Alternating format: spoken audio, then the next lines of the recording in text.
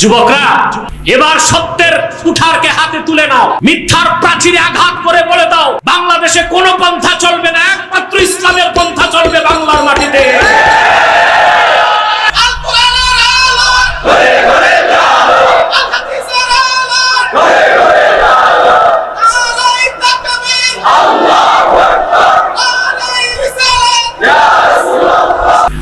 বাংলাদেশে একদল নাস্তিক তথাকথিত প্রগতিশীল, এরা আলেম ওলামাদেরকে পছন্দ করে না,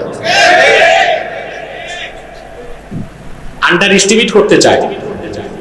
অথচ তাদের যে বিদ্যা বুদ্ধি আছে, বিত্ত বৈভব আছে, সহায় সম্পদ আছে, বাংলাদেশে হাজারো এরকম আলেম আছে যাদের জুতা বহনের ক্ষমতাও পাওয়া রাখে। আল্লাহর হাবিবের আনুগত্য, ওনার ইত্তেবা, ওনার অনুসরণের মাহাত্ম্য বুঝাতে একটি হাদিস বলছি আপনাদেরকে। সহিহ বুখারী কিতাবুত তাফসীর বাবু ফাজলি ফাতিহাতিল কিতাবে হাদিসটি এসেছে রাসূলুল্লাহ জলিলুল কদর সাহাবী হযরতে আবু সাঈদ মুআল্লা থেকে। সহিহ বুখারীতে হাদিসটি এসেছে, তিনি বলেন, কুনতু উসাল্লি ফাদআনি আন-নবী সাল্লাল্লাহু আলাইহি ওয়াসাল্লাম ফালাম উজিবহু। ও মিয়া, কান পেতে শোনো বাঙালি।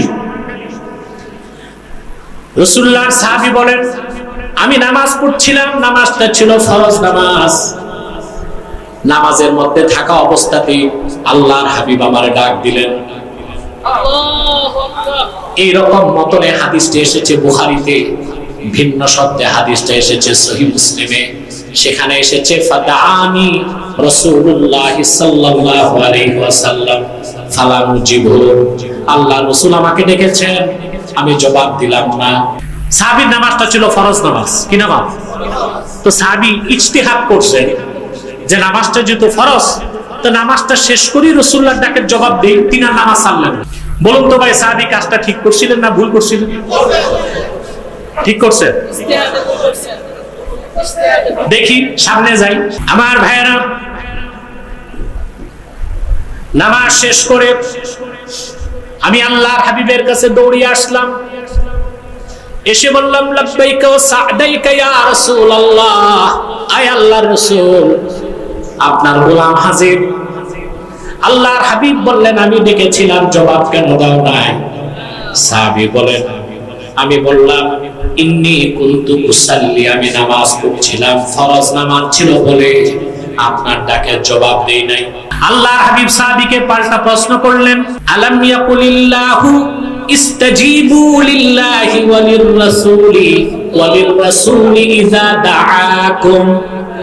আল্লাহ কি বলেন নাই কোরআন কারীমের মধ্যে, ও সাহাবীগণ, ইমানদারগণ, আল্লাহ এবং আল্লাহর রাসূল যখন ডাক দেন দেরি করো না, সঙ্গে সঙ্গে জবাব দাও। সাহাবী, তোমার নামাজটা ছিল ফরজ, আর আমি যখন ডাক দিয়েছি নামাজ ছেড়ে আমার ডাকের জবাব দেওয়া ছিল তার চেয়ে বড় ফরজ। আল্লাহু আকবার। ওয়া মান ইউদ্লিলহু ফালা হাদিয়া লা ওয়া নাশহাদু আন লা ইলাহা ইল্লাল্লাহু ওয়াহদাহু লা শারীকা লা ونشهد أن سيدنا وحبيبنا ومولانا محمدا عبد الله ورسوله صلى الله عليه وعلى آله وصحبه وسلم الذي أكمل الله به قصر النبوة، أي ختم الله به النبوة وحكم لا نبي بعده، وأعلن في القرآن بالبرهان أن محمدا صلى الله عليه وسلم خاتم النبيين والمرسلين، الذي أرسله بالحق بشيرا ونذيرا وداعيا إلى الله بإذنه وسراجا منيرا. فقد قال الله تعالى في كلامه المجيد والفرقان الحميد، أعوذ بالله من الشيطان الرجيم بسم الله الرحمن الرحيم قل إن كان آباؤكم وأبناؤكم وإخوانكم وأزواجكم وعشيرتكم وأموال اقترفتموها وتجارة تخشون كسادها ومساكن ترضونها أحب إليكم من الله ورسوله وجهاد في سبيله فتربصوا حتى يأتي الله بأمره والله لا يهدي القوم الفاسقين صدق الله العظيم وصدق رسوله النبي الكريم ونحن على ذلك من الشاهدين والشاكرين والحمد لله رب العالمين إن الله وملائكته يصلون على النبي يا أيها الذين آمنوا صلوا عليه وسلموا تسليما اللهم صل على سيدنا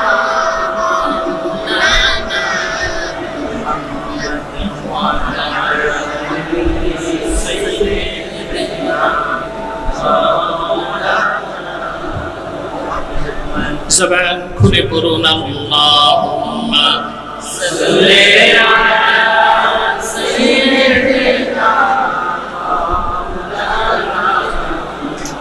ওয়া আলা আলি সাইয়্যিদিনা মাওলানা সাউন্ড বক্সের আওয়াজ বাড়ি না দেয় যেন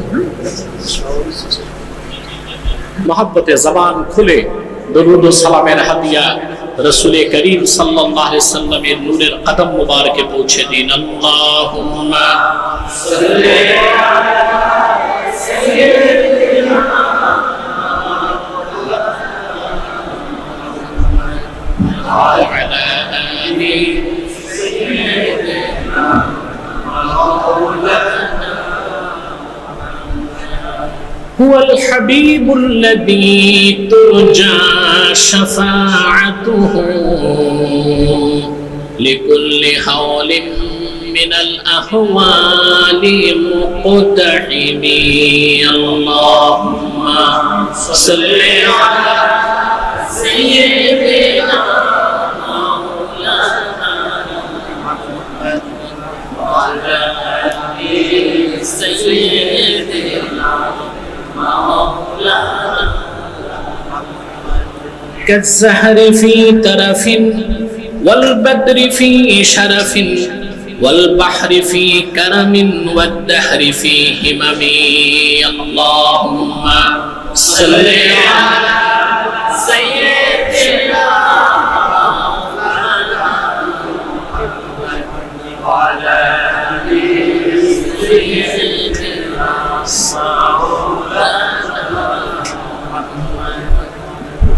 मेरा दिल तड़प रहा है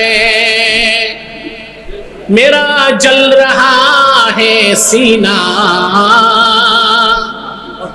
ये दवा वही मिलेगी मुझे ले चलो मदीना अल्लाहुम्मा सल्ली अला सय्यिदिना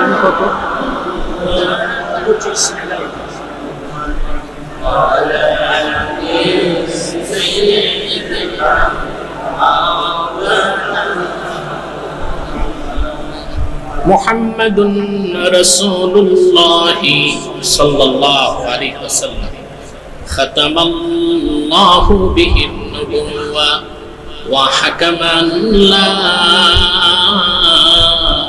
নাবিয়্যা বা'দাহু বালাগাল উলা বিকামালিহি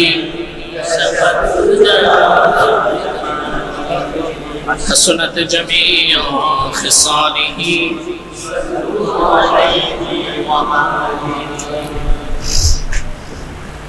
পবিত্র ঈদ মিলাদুন নবী সাল্লাল্লাহু আলাইহি ওয়াসাল্লাম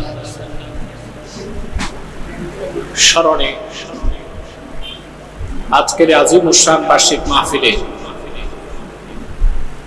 বাংলাদেশের বিভিন্ন প্রান্ত থেকে যারা এসেছেন স্বেচ্ছায় সানন্দে স্বতঃস্ফূর্ত ভাবে মনের আনন্দে শুধুমাত্র আল্লাহ তার হাবিব মুহাম্মদ সাল্লাল্লাহু আলাইহি ওয়াসাল্লামের ভালোবাসা সন্তুষ্টি অর্জন করার জন্য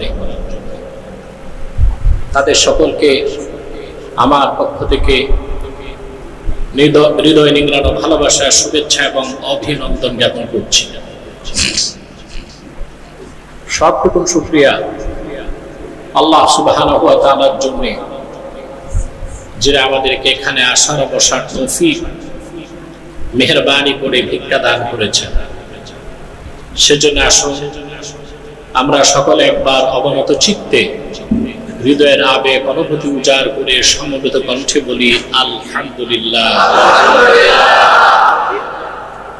অগণিত অসংখ্য দরুদ ও সালাম আল্লাহর সৃষ্টির প্রধান আকর্ষণ বিশ্ব সভার সভাপতি সকল নবী রাসূলগণের মাথার তাজ শামসুল হিদায়াত বদরুদ্দুজা সাইয়্যিদুস সাকালাইন ইমামুল মুরসালিন খাতামুন নবিয়্যিন ওয়াল মুরসালিন আফতাবুন নুবুওয়াত শাহনশাহে রিসালাত সরকারে দো জাহাঁ সুলতানুল মদিনা নবিয়ুল আম্বিয়া হুজুরে আকরাম নূরে মুজাসসাম নূরুন আলা নূর সাইয়্যিদিনা হাবিবিনা শফিঈনা মাওলানা মুহাম্মদ সাল্লাল্লাহু আলাইহি ওয়াসাল্লাম।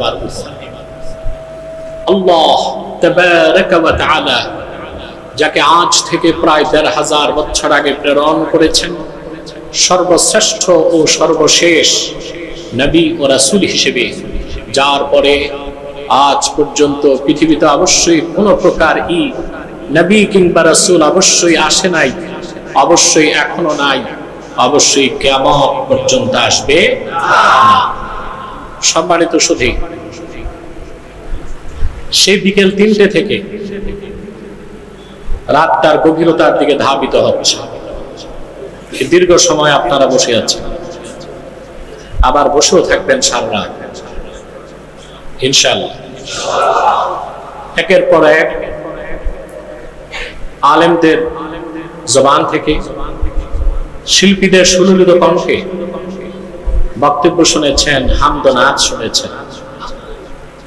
আপনাদের এখানে বসে থাকা প্রতিটি মুহূর্তে ইবাদতে কেটেছে। এখানে হচ্ছে আল্লাহর জিকির, তার হাবিবের জিকির। সুবহানাল্লাহ।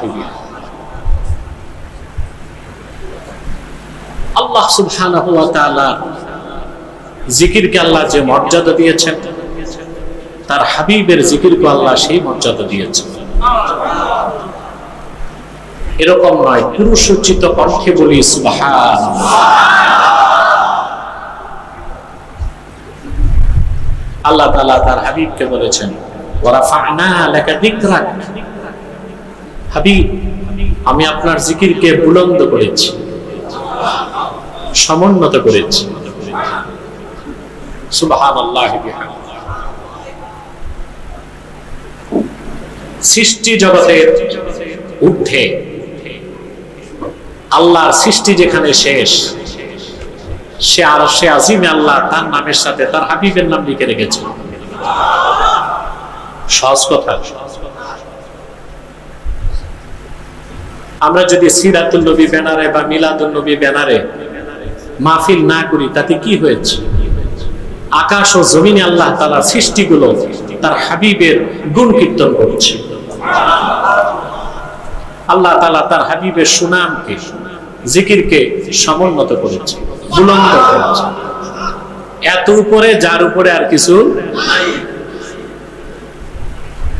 ইমামে হাকিম রওয়ায়াত করেছেন, হযরত আদম যখন জান্নাতে সাজদা থেকে মাথা তুললেন, ইন্না আদামা রাআ ইসমা মুহাম্মাদিন সাল্লাল্লাহু আলাইহি ওয়াসাল্লাম মাকতুবান ফিল আরশ। সুবহানাল্লাহ।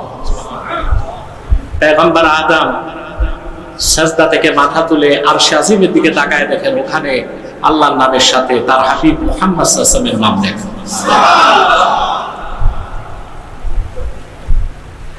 শুধু তাই নয়, আল্লাহর হাবিবের সাথে করেছেন শেখ আব্দুল হক মুহাদ্দিস দেহলভী রাহমাতুল্লাহি আলাইহি বর্ণনা করেছেন, আল্লাহর হাবিবের সাথে করেছেন মান যাকারানি ফাকাদ যাকারাল্লাহ, যে আমার জিকির করলো সে যেন আল্লাহর জিকির করলো। সুবহানাল্লাহ। জাযবুল কুলুব ইলা দিয়ারিল মাহবুব কিতাবে শেখ আব্দুল হক মুহাদ্দিস দেহলভী রাহমাতুল্লাহ সহিহ সনদে এই হাদিস বর্ণনা করেছেন। ভিন্ন শব্দে কয়েকটা হাদিস কিতাবুশ শিফাতেও হাফিজুল হাদিস মুজতাহিদ কাজী আয়াজ রাহমাতুল্লাহ বর্ণনা করেছেন। রাসূল করিম সাল্লাল্লাহু আলাইহি সাল্লামের গুণ কীর্তন করলে আল্লাহ রাসূলও খুশি হন, আল্লাহও খুশি হন। হাসান বিন সাবিত রাদিয়াল্লাহু তাআলা মসজিদ নববীতে রাসূলুল্লাহ সাল্লাল্লাহু আলাইহি সাল্লাম মিম্বর বানিয়ে দিলেন তাকে, সেখানে দাঁড়িয়ে তিনি রাসূলুল্লাহর পক্ষে আশআর কবিতা বলতেন।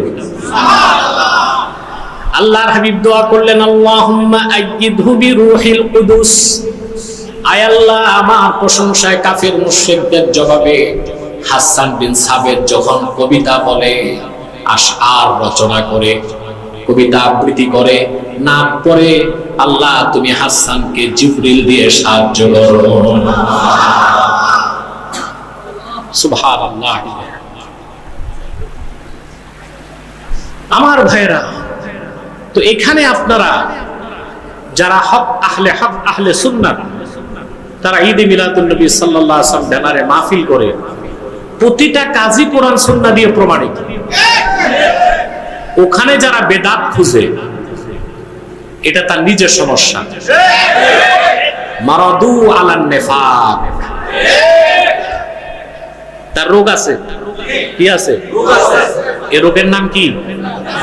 নিফাক। তো এই রোগের ওষুধ আমরা কোত্থেকে দিব? আমাদের কাছে এই রোগের ওষুধ নাই। আল্লাহ যদি হেদায়েত করে।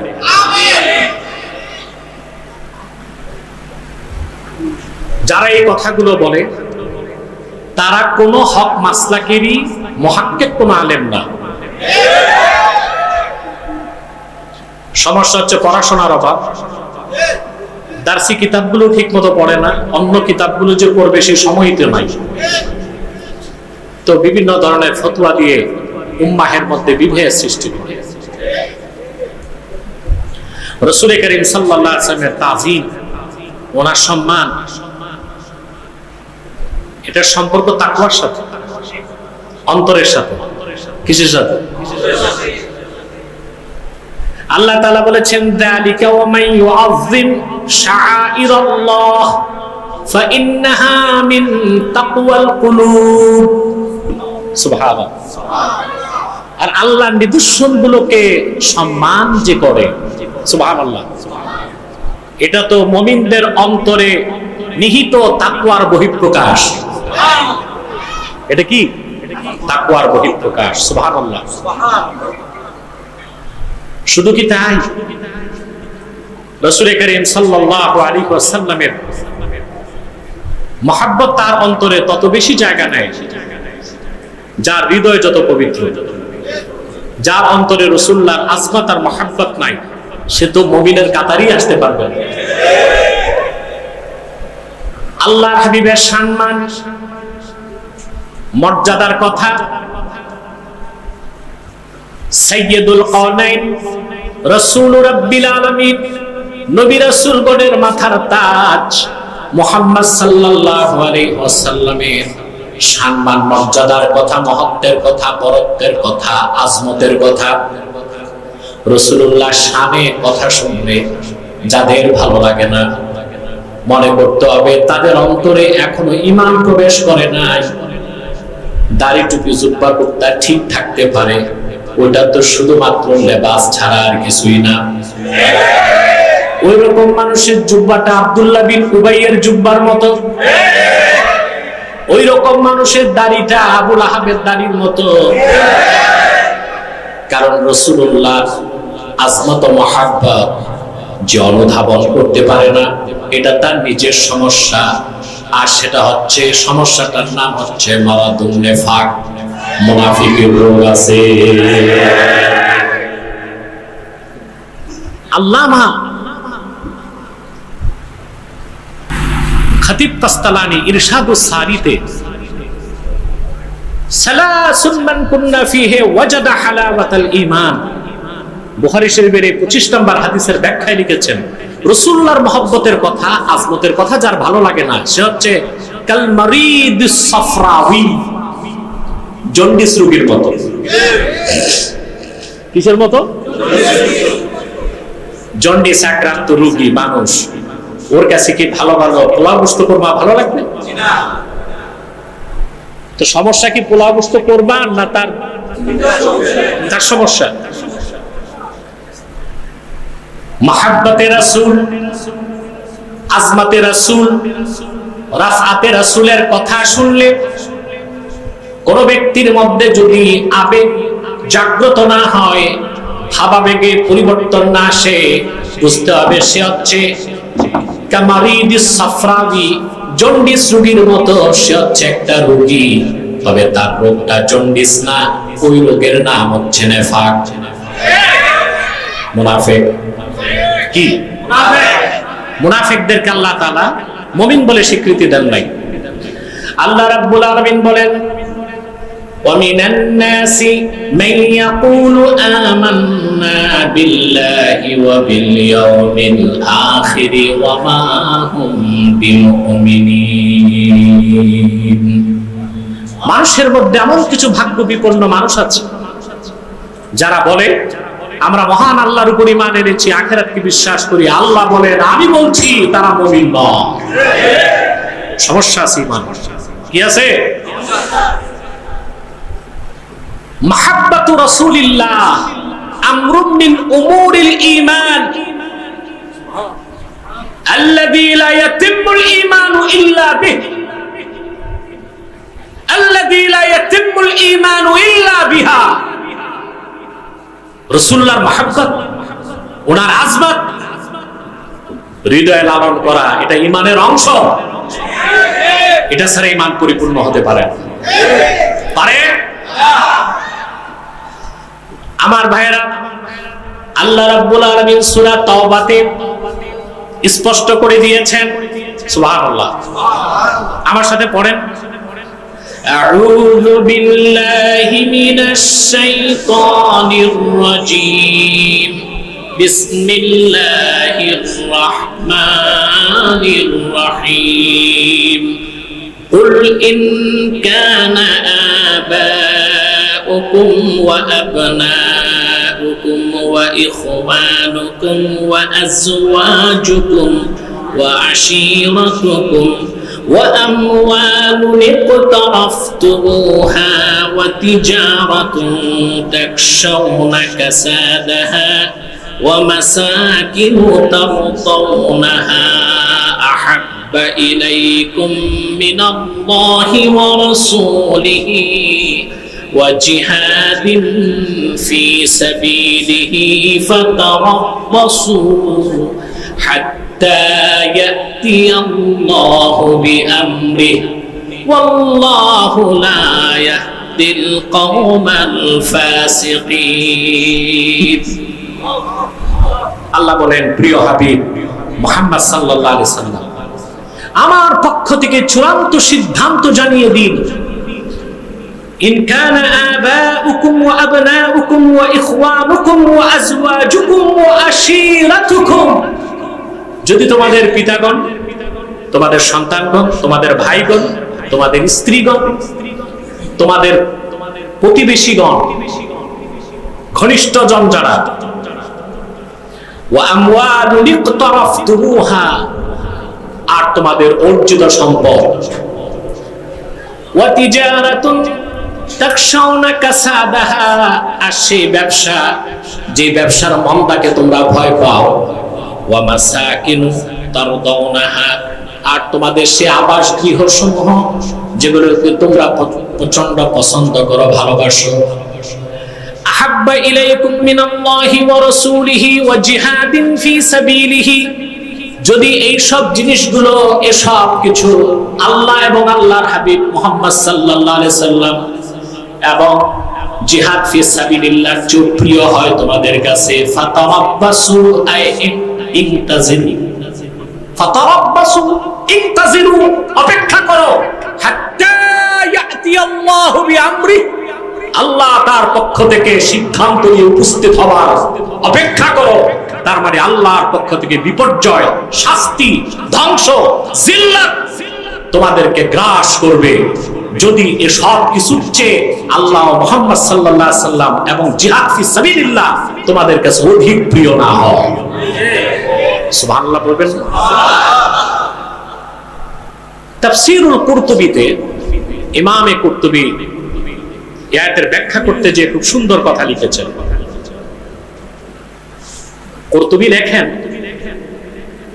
আল্লাহ সুবহানাহু ওয়া তাআলা তার হাবিব মুহাম্মদ সাল্লাল্লাহু আলাইহি ওয়াসাল্লামকে 13 বছর মক্কায় দাওয়াত দেওয়ার পরে মদিনা মুনাওয়ারায় হিজরতের নির্দেশ করেছে। ঠিক না ভাই? আমরা তো জানি, ঠিক না? কুরতুবী লেখেন, لما أمر رسول الله صلى الله عليه وسلم بالهجرة من مكة المكرمة إلى المدينة المنورة جعل الرجل يقول لأبيه والأب لابنه والأخ لأخيه والرجل لزوجته إنا قد أمرنا بالهجرة। সুবহানাল্লাহ। আরে ভাই, টের পাও নাই আল্লাহ কি বলছেন? সহজ কথা না। কুরতুবী লেখেন এই আয়াতের তাফসীর করতে যে আল্লাহ যখন তার হাবিব মুহাম্মদ সাল্লাল্লাহু আলাইহি ওয়াসাল্লামের মাধ্যমে হুকুম করলেন হিজরত করো, মক্কা থেকে হিজরত করে মদিনাতুল মুনাওয়ারায় মুমিনদেরকে নির্দেশ করলেন চলে যাওয়ার। দেখা গেল একই ঘরের পিতা মুসলমান, সন্তান কাফের, স্বামী মুমিন, স্ত্রী কাফের, আপন ভাই একই ঘরে থাকে, একজন কাফের আর একজন মুশরিক। হিজরত করার মানে হচ্ছে ছেলে বাপকে ছেড়ে দিবে, স্বামী স্ত্রীকে ছেড়ে দিবে, ভাই ভাইকে ছেড়ে দিবে, আল্লাহর নির্দেশ মেনে হিজরত করে মক্কা থেকে মদিনাতুল মুনাওয়ারায় চলে যেতে হবে। এখন পিতা তার সন্তান, সন্তান তার পিতা, ভাই তার ভাইকে, স্বামী তার স্ত্রীকে বলতে লাগবে যে এখন তো হিজরত করতে হবে, আর তো সম্পর্ক রাখা যাবে না, মক্কা মুকাররমা থেকে চলে যেতে হবে মদিনাতুল মুনাওয়ারা। فمنهم من تسارع لذلك ومنهم من أبى أن يهاجر। প্রথম চান্সে জলিলুল কদর সাহাবী যারা, কামিল ইমানদার, সব ভাই বোন আত্মীয় স্বজন পিতা সব ছেড়ে হিজরত করে বাড়ি ঘর সম্পদ সব ছেড়ে মদিনাতুল মুনাওয়ারায় চলে গেল। আর কিছু মানুষ দেরি করতে লাগবে। নিজের ব্যক্তি হিসেবে মুমিন ছিলেন, বাপ কাফের, বাপকে ছাড়বেন কেমনে চিন্তা করতেছেন। স্বামী চিন্তা করতেছেন আমার স্ত্রী তো মুশরিকা কাফের, কেমনে বাদ দেই, হিজরত করলে তো বাদ দিতে হবে। ভাই চিন্তা করতেছে ভাইকে কেমনে বাদ দেই। যাদের দামি দামি বাড়ি ঘর ছিল তারা চিন্তা করতেছে বাড়ি ঘর গুলো ফেলে যাবো কই। আল্লাহ রাব্বুল আলামিন তখন ধমক দিয়ে কোরআনের আয়াত নাজিল করে বললেন, ইয়া আইয়ুহাল্লাযীনা আমানু লা তাত্তাখিযু আবাআকুম ওয়া ইখওয়ানাকুম আউলিয়া ইন ইস্তাহাব্বুল কুফরা আলাল ঈমান। সুবহানাল্লাহ। আল্লাহ আয়াত নাযিল করে বললেন, হে ইমানদারগণ, যারা ঈমান এনেছো, তোমরা তোমাদের পিতাদেরকে, সন্তানদেরকে বন্ধুরূপে গ্রহণ করো না, আপন মনে করো না, যদি তারা ঈমানের উপর কুফরকে প্রাধান্য দেয়। তাহলে বোঝা যাচ্ছে,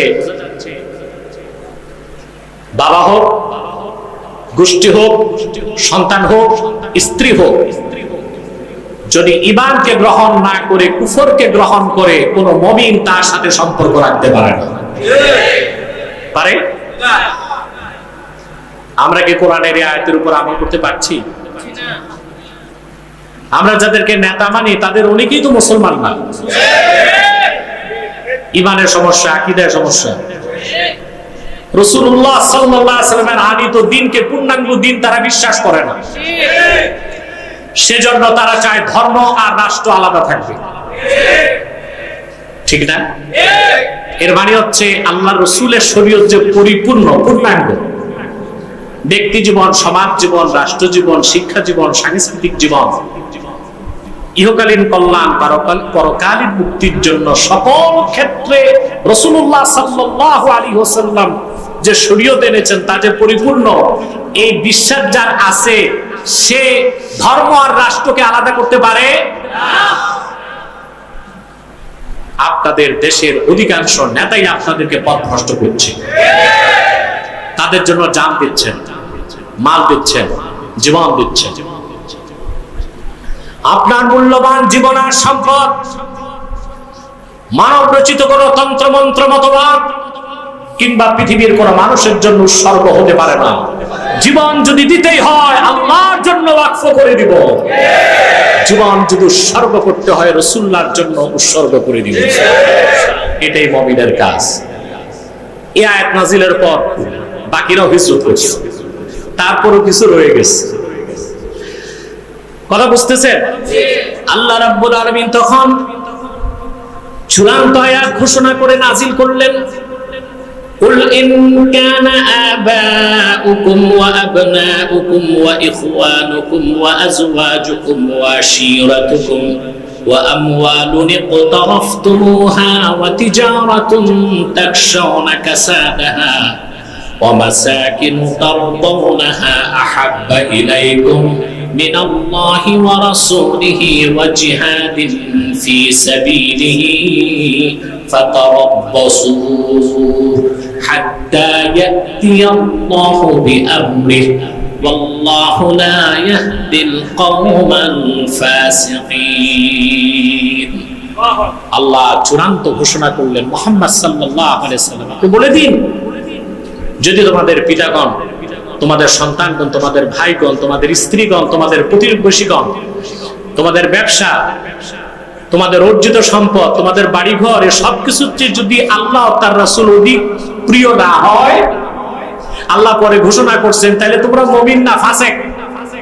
ফাসিকুন এখানে গুনাহগার অর্থে না, ফাসিকুন মানে খারিজুন মিনাল হক, সত্য থেকে বিচ্যুত। আল্লাহ তাদেরকে মুসলিম বলে স্বীকৃতি দেন না। কথা বুঝতেছেন ভাই? তাহলে জীবনের চেয়ে বেশি ভালোবাসা থাকতে হবে আল্লাহর জন্য, আল্লাহর হাবিব মুহাম্মদ সাল্লাল্লাহু আলাইহি সাল্লামের জন্য। ঠিক কিনা বলেন? এছাড়া মুমিন হবার কোনো সুযোগ নাই, কোনো সুযোগ নাই। আমার ভাইয়েরা, যতক্ষণ পর্যন্ত কোনো ব্যক্তি তার জীবনের চেয়ে বেশি আল্লাহকে ও তার হাবিবকে ভালো না বাসতে পারবে, মুমিন দাবি করার কোনো অধিকার তার নাই। আল্লাহর হাবিব ইরশাদ করেছেন, সহিহুল বুখারীতে হাদিসটি এসেছে, আনাস বিন মালিক রাদিয়াল্লাহু তাআলা আনহু বর্ণনা করেছেন, আল্লাহর হাবিব ইরশাদ করেছেন, সালাসুন মান কুন্না ফীহি ওয়াজাদা হালাওয়াতাল ঈমান। তিনটি খাসলত যার মধ্যে একত্রিত হয়ে যাবে, ঈমানের মধুর স্বাদ সে পেয়ে যাবে। কটা খাসলত? জোরে বলতে হবে। আঙ্গুল দিয়ে গুনতে হবে যেন মুখস্থ করতে পারে। কটা খাসলত? আল্লাহর হাবিব ইরশাদ করেছেন, মান কানা আল্লাহু ওয়া রাসূলুহু আহাব্বা ইলাইহি মিম্মা সাওয়াহুমা। তার প্রথমটা হচ্ছে ব্যক্তির খাসলত চরিত্র এমন হবে তার কাছে আল্লাহ তার রাসূল মুহাম্মদ সাল্লাল্লাহু আলাইহি সাল্লাম নবীজি নিজের কথা বললেন সকল কিছুর চেয়ে অধিক প্রিয় হবে। এটা প্রথম খাসলত। এটা দ্বিতীয় খাসলত হচ্ছে ওয়ামান আহাব্বা আবদান লা ইউহিব্বুহু ইল্লাল্লাহ। সুবহানাল্লাহ। ব্যক্তির দ্বিতীয় খাসলত সে কাউকে ভালোবাসবে আল্লাহর ভালোবাসার কারণে। আল হুব্বু ফিল্লাহি ওয়াল বুগযু ফিল্লাহ, আল ওয়ারা ওয়ালা ওয়াল বারা। সম্পর্ক কার জন্য? আল্লাহর জন্য। সম্পর্ক ছিন্ন করবে কার জন্য? এটাই তো মুমিনের চরিত্র। কাউকে ভালোবাসবেন কার জন্য? আল্লাহর জন্য। বাংলাদেশে একদল নাস্তিক তথাকথিত প্রগতিশীল, এরা আলেম ওলামাদেরকে পছন্দ করে না, আন্ডার এস্টিমেট করতে চায়। অথচ তাদের যে বিদ্যা বুদ্ধি আছে, বিত্ত বৈভব আছে, সহায় সম্পদ আছে, বাংলাদেশে হাজারো এরকম আলেম আছে যাদের জুতা বহনের ক্ষমতাও তারা রাখে। কিন্তু দেখবেন আলেম ওলামার নাম শুনলে অ্যালার্জি হয়। দুশ্মনীটা কি আলেমদের সাথে না ইসলামের সাথে? ইসলামের সাথে। দুশ্মনীটা কি ইসলামের সাথেই না আল্লাহ তার রাসূলের সাথে? সেজন্য আল্লাহর হাবিব ইরশাদ করেছেন আহাব্বুল আ'মালি ইলাল্লাহি আল হুব্বু ফিল্লাহ ওয়াল বুগযু ফিল্লাহ। আল্লাহর নিকট সবচেয়ে প্রিয় আমল হচ্ছে আল হুব্বু ফিল্লাহি ওয়াল বুগযু ফিল্লাহ। কাউকে ভালোবাসতে হবে আল্লাহর জন্য, কারোর সাথে দুশমনি রাখতে হবে আল্লাহর জন্য। ঠিক কিনা বলেন? এটা আমাদের পররাষ্ট্রনীতির মূল কনসেপ্ট হবে। সম্পর্ক হবে তাদের সাথে যাদের ঈমান আছে, সম্পর্ক তাদের সাথে হবে না যাদের ঈমান নাই। যুবকরা, এবার সত্যের কুঠারকে হাতে তুলে নাও, মিথ্যার প্রাচীরে আঘাত করে বলে দাও বাংলাদেশে কোনো পন্থা চলবে না, একমাত্র ইসলামের পন্থা চলবে বাংলার মাটিতে।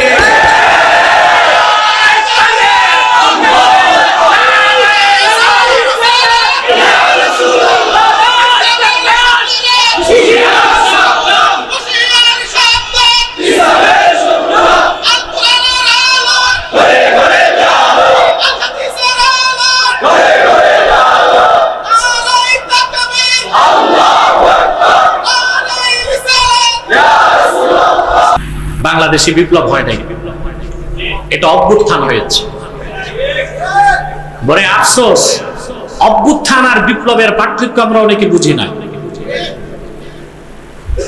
কোন একটি সিস্টেমকে ঠিক রেখে সরকার পরিবর্তন করাটা অভ্যুত্থান, কিন্তু পুরনো সিস্টেমকে চুরমার করে নতুন ব্যবস্থার উপর রাষ্ট্র গঠন করা হচ্ছে বিপ্লব। আমাদের সিস্টেম চেঞ্জ হয়েছে না, সেটআপ চেঞ্জ হয়েছে। কি চেঞ্জ হয়েছে? সিস্টেম। এখন কি চুরি হয়?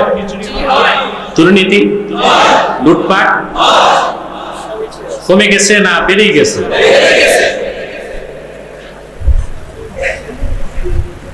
যে যেভাবে পাচ্ছে লুটে পুড়ে খাচ্ছে, যেন বাংলাদেশ একটা বেওয়ারিশ রাষ্ট্র। আর কতকাল রক্ত দিবেন? আপনাদের রক্তের উপর পা রেখে বিভিন্ন মতাদর্শীরা রাষ্ট্র ক্ষমতায় যায়।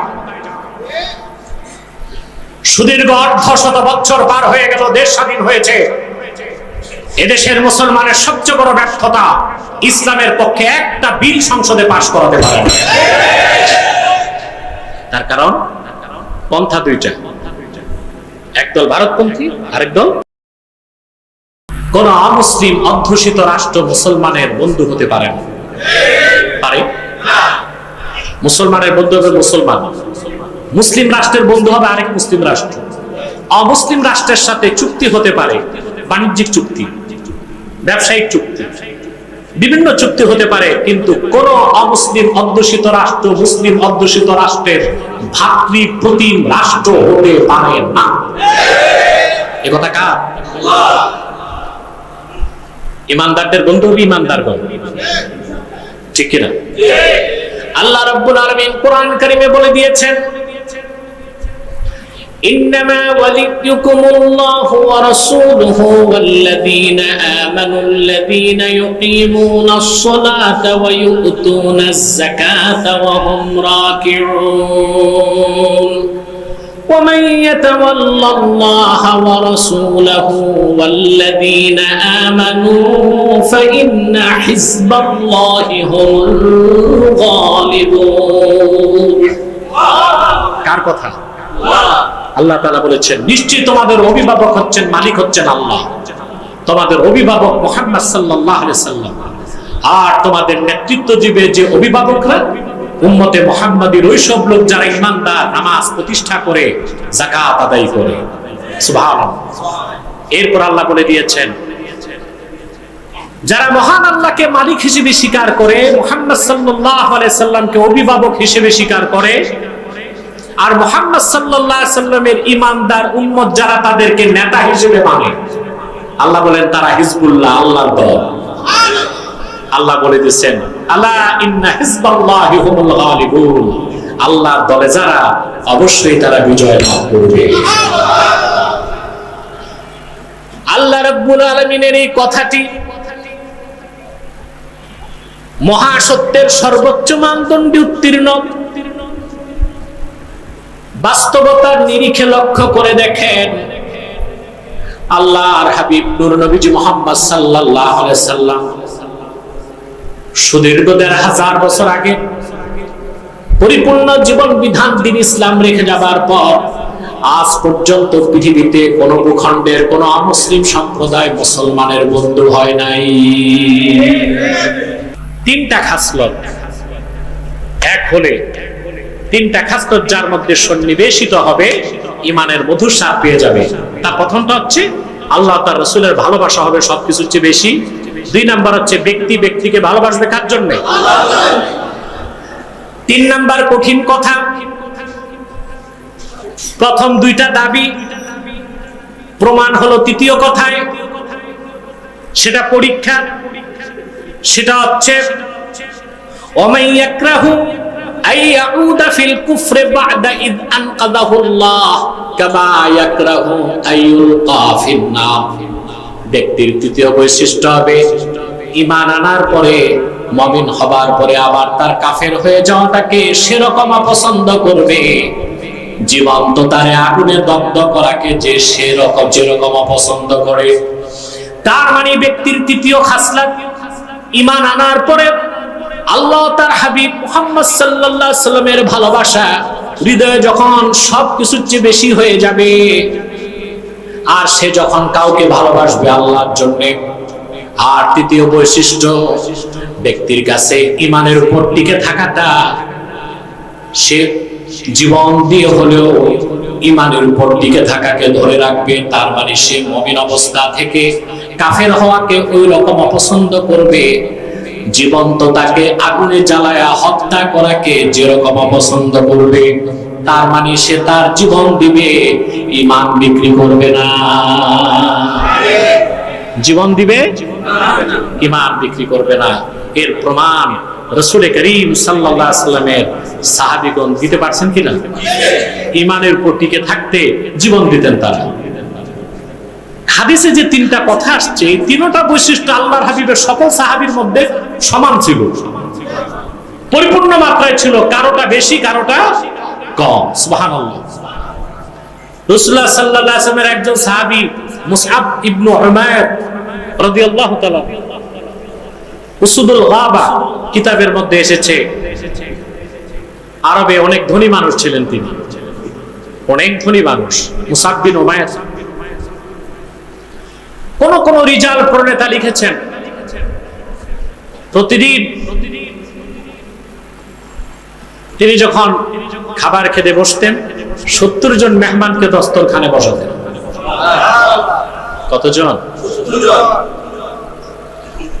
প্রতিদিন পানাহারের সময় তিনি মুসাফির ধরতেন, গরিব লোকদের আনতেন, ৭০ জনকে দস্তরখানে বসাতেন, তিনি সহ ৭১ জন হতেন। রিজাল প্রণেতাগণ লেখেন 70 জন নিয়ে পানাহার করতেন, প্রতিটি মানুষকে খাবার পরিবেশন করতেন সোনার উপর বাটিতে। পানাহার যখন শেষ হয়ে যেত, মুসআব বিন উমাইর বাটি ঘটি ফেরত দিতেন না, সোনার উপর বাটিগুলো সব মেহমানকে হাদিয়া করে দিতেন।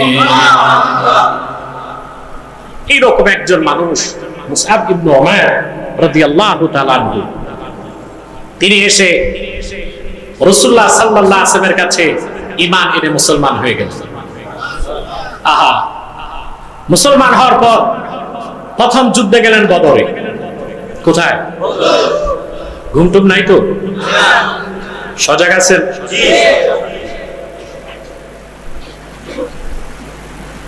তিনি বদর যুদ্ধে গেলেন।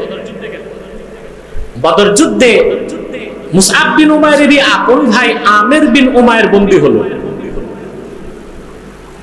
সাহাবায়ে কেরাম তার হাত পা বেঁধে ফেলছেন। সে পরিচয় দিল, আমি তোমাদের সম্মানিত সাহাবী মুসআব বিন উমাইরের ভাই। এটা শুনে সাহাবায়ে কেরাম খাতির করছেন, তার হাতের বাঁধনগুলো ঢিলা করে দিয়েছেন। সকালবেলা যখন মুসআব বিন উমাইরকে বলা হলো, তোমার ভাই বদর যুদ্ধে বন্দী হয়েছেন, তোমার পরিচয় পেয়ে আমরা তার হাতের বাঁধন ঢিলা করে দিছি। মুসআব বিন উমাইর বললেন, আল্লাহর হাবিব মুহাম্মদ সাল্লাল্লাহু আলাইহি ওয়াসাল্লামের বিরুদ্ধে যে অস্ত্র ধরতে পারে, ওই রকম কুলাঙ্গার আমি মুসআব বিন উমাইরের ভাই হতে পারে না। সুবহানাল্লাহ। শক্ত করে বাঁধো। তার মা খুব ধনী, নিজেরও মা বলতেছে না, তার মা খুব ধনী, প্রচুর পরিমাণ উচ্চ মূল্যে মুক্তিপণ আদায় করে তারা ছাড়ো। এই মুসআব বিন উমাইর রাদিয়াল্লাহু তাআলা আনহু উহুদ যুদ্ধে গেলেন। উহুদে তিনি শাহাদাত বরণ করেছেন। উহুদ যুদ্ধে আল্লাহ রাসূলের একটি নির্দেশ অমান্য করার কারণে যে বিপর্যয় এসেছিল, চতুর্দিক থেকে সাহাবায়ে কেরাম আক্রান্ত হয়ে গেলেন, শহীদ হতে লাগলেন। এক সময় কাফেরেরা আল্লাহর হাবিবের সামনে চলে এলো। সাহাবায়ে কেরাম একের পর এক শহীদ হতে লাগলেন। দুইজন সাহাবী সামনের থেকে সরলেন না। একজন আবু উবাইদা ইবনুল জাররাহ, আরেকজন মুসআব বিন উমাইর। এক সময় মুসআব বিন উমাইর কাফেরদের তীরের আঘাতে শহীদ হয়ে গেলেন। যুদ্ধ যখন শেষ, আল্লাহর হাবিবের সামনে মুসআব বিন উমাইরের রক্তমাখা দেহটা রাখা আছে। রাসূলুল্লাহ সাল্লাল্লাহু আলাইহি ওয়াসাল্লাম সাহাবায়ে কেরামকে বললেন, আমার সাহাবীরা, এই লোকটা ইসলাম গ্রহণের আগে কত বিলাসী, কত ধনী মানুষ ছিল তা কি জানো? ওয়ালাকাদ রাআইতুহু ওয়া আলাইহি বুরদান লা তুরাফু কিমাতুহুমা ওয়া ইন্না শিরাকান আলাইহি মিন যাহাবিন। আমি দেখেছি মুসআব বিন উমাইর ইসলাম গ্রহণের আগে এত মূল্যবান দুটি চাদর পরিধান করতেন, যার মূল্য নির্ধারণ করা সম্ভব ছিল না। আর মুসআব বিন উমাইর যে জুতাটা পরিধান করতেন, সেই জুতার ফিতাটা খাঁটি সোনার তৈরি ছিল। লোকটি আল্লাহ তার রাসূলের ভালোবাসায় সম্পদ ছাড়লেন, মা ছাড়লেন, ভাই ছাড়লেন, গোত্র ছাড়লেন, বংশ ছাড়লেন, ঘর বাড়ি ছাড়লেন, বিত্ত বৈভব ছাড়লেন। শেষ মুহূর্তে রাসূলুল্লাহর কদমে জীবনটা উৎসর্গ করে দিলেন। সুবহানাল্লাহ বিহামদি। আল্লাহর হাবিব সাল্লাল্লাহু আলাইহি ওয়াসাল্লামের নির্দেশ ছিল, শুহাদায়ে উহুদ তাদের কারো গোসল লাগে নাই, নিজ নিজ কাপড়ে দাফন করার হুকুম দেওয়া হলো। সাহাবায়ে কেরাম এসে বললেন, ইয়া রাসূলুল্লাহ, ইয়া হাবিবাল্লাহ, আপনার জন্য জান কুরবান করলো যে মুসআব বিন উমাইর, তার কাপড়টা এত ছোট, মাথাটা ঢাকলে পা খোলা থাকে, পা ঢাকলে মাথা খোলা থাকে। রাসূলুল্লাহ বললেন তার মাথাটা ঢেকে দাও কাপড় দিয়ে, আর ইদখের ঘাস দিয়া তার পাটা ঢেকে দাও। মুসাইব বিন ওমরের এই কারণে, এই বৈশিষ্ট্যের কারণে আল্লাহ খুশি হয়ে কোরআনে আয়াত নাযিল করে দিলেন, فَأَمَّا مَنْ طَغَى وَآثَرَ الْحَيَاةَ الدُّنْيَا فَإِنَّ الْجَحِيمَ هِيَ الْمَأْوَى وَأَمَّا مَنْ خَافَ مَقَامَ رَبِّهِ وَنَهَى النَّفْسَ عَنِ الْهَوَى فَإِنَّ الْجَنَّةَ هِيَ الْمَأْوَى। আল্লাহ তার ভাইকে কটাক্ষ করলেন, আমির বিন উমাইরকে, যে দুনিয়াকে প্রাধান্য দিল, মন যা চাইলো তা করলো, আল্লাহ নির্ধারিত সীমা লঙ্ঘন করলো। আল্লাহ বলে দিলেন তার গন্তব্য জাহান্নাম। ওয়া আম্মা মান খাফা মাকাম রাব্বিহ, আর যে ব্যক্তি অর্থাৎ মুসাব বিন উমাইর যে আল্লাহর সামনে দাঁড়াবার ভয় অন্তরে পোষণ করলো, তার মন যা চাইলো তা থেকে যে নিজকে নিবৃত রাখলো, আল্লাহ ঘোষণা করলেন তার আবাসস্থল হচ্ছে জান্নাত। সুবহানাল্লাহ। তাহলে ভাইরা, আল্লাহ রাসূল মুহাম্মদ সাল্লাল্লাহু আলাইহি সাল্লামের ভালোবাসা জীবনের চেয়ে বেশি হতে হবে, সকল কিছুর চেয়ে বেশি হতে হবে, ঠিক কিনা বলেন? এই ক্ষেত্রে কোনো ছাড় নাই। আবু উবাইদা ইবনুল জাররাহ উহুদ যুদ্ধে তিনি রাসূলুল্লাহ সাল্লাল্লাহু আলাইহি ওয়াসাল্লামের সামনে দাঁড়াইছিলেন। একটি নয়, দুইটি নয়, আল্লাহর হাবিবের নূরের জিসিমে কাফেররা যখন তীর ধনুক আঘাত করতে লাগলো, আবু উবাইদা ইবনুল জাররাহ তিনি বললেন, ইয়া রাসূলুল্লাহ, ইয়া হাবিবাল্লাহ, আমি সামনে আছি, আপনি ডানে বামে তাকাবেন না, আপনার দিকে ছোড়া প্রত্যেকটা তীর যেন আবু উবাইদার গায়ে লাগে, আপনার গায়ে না লাগে।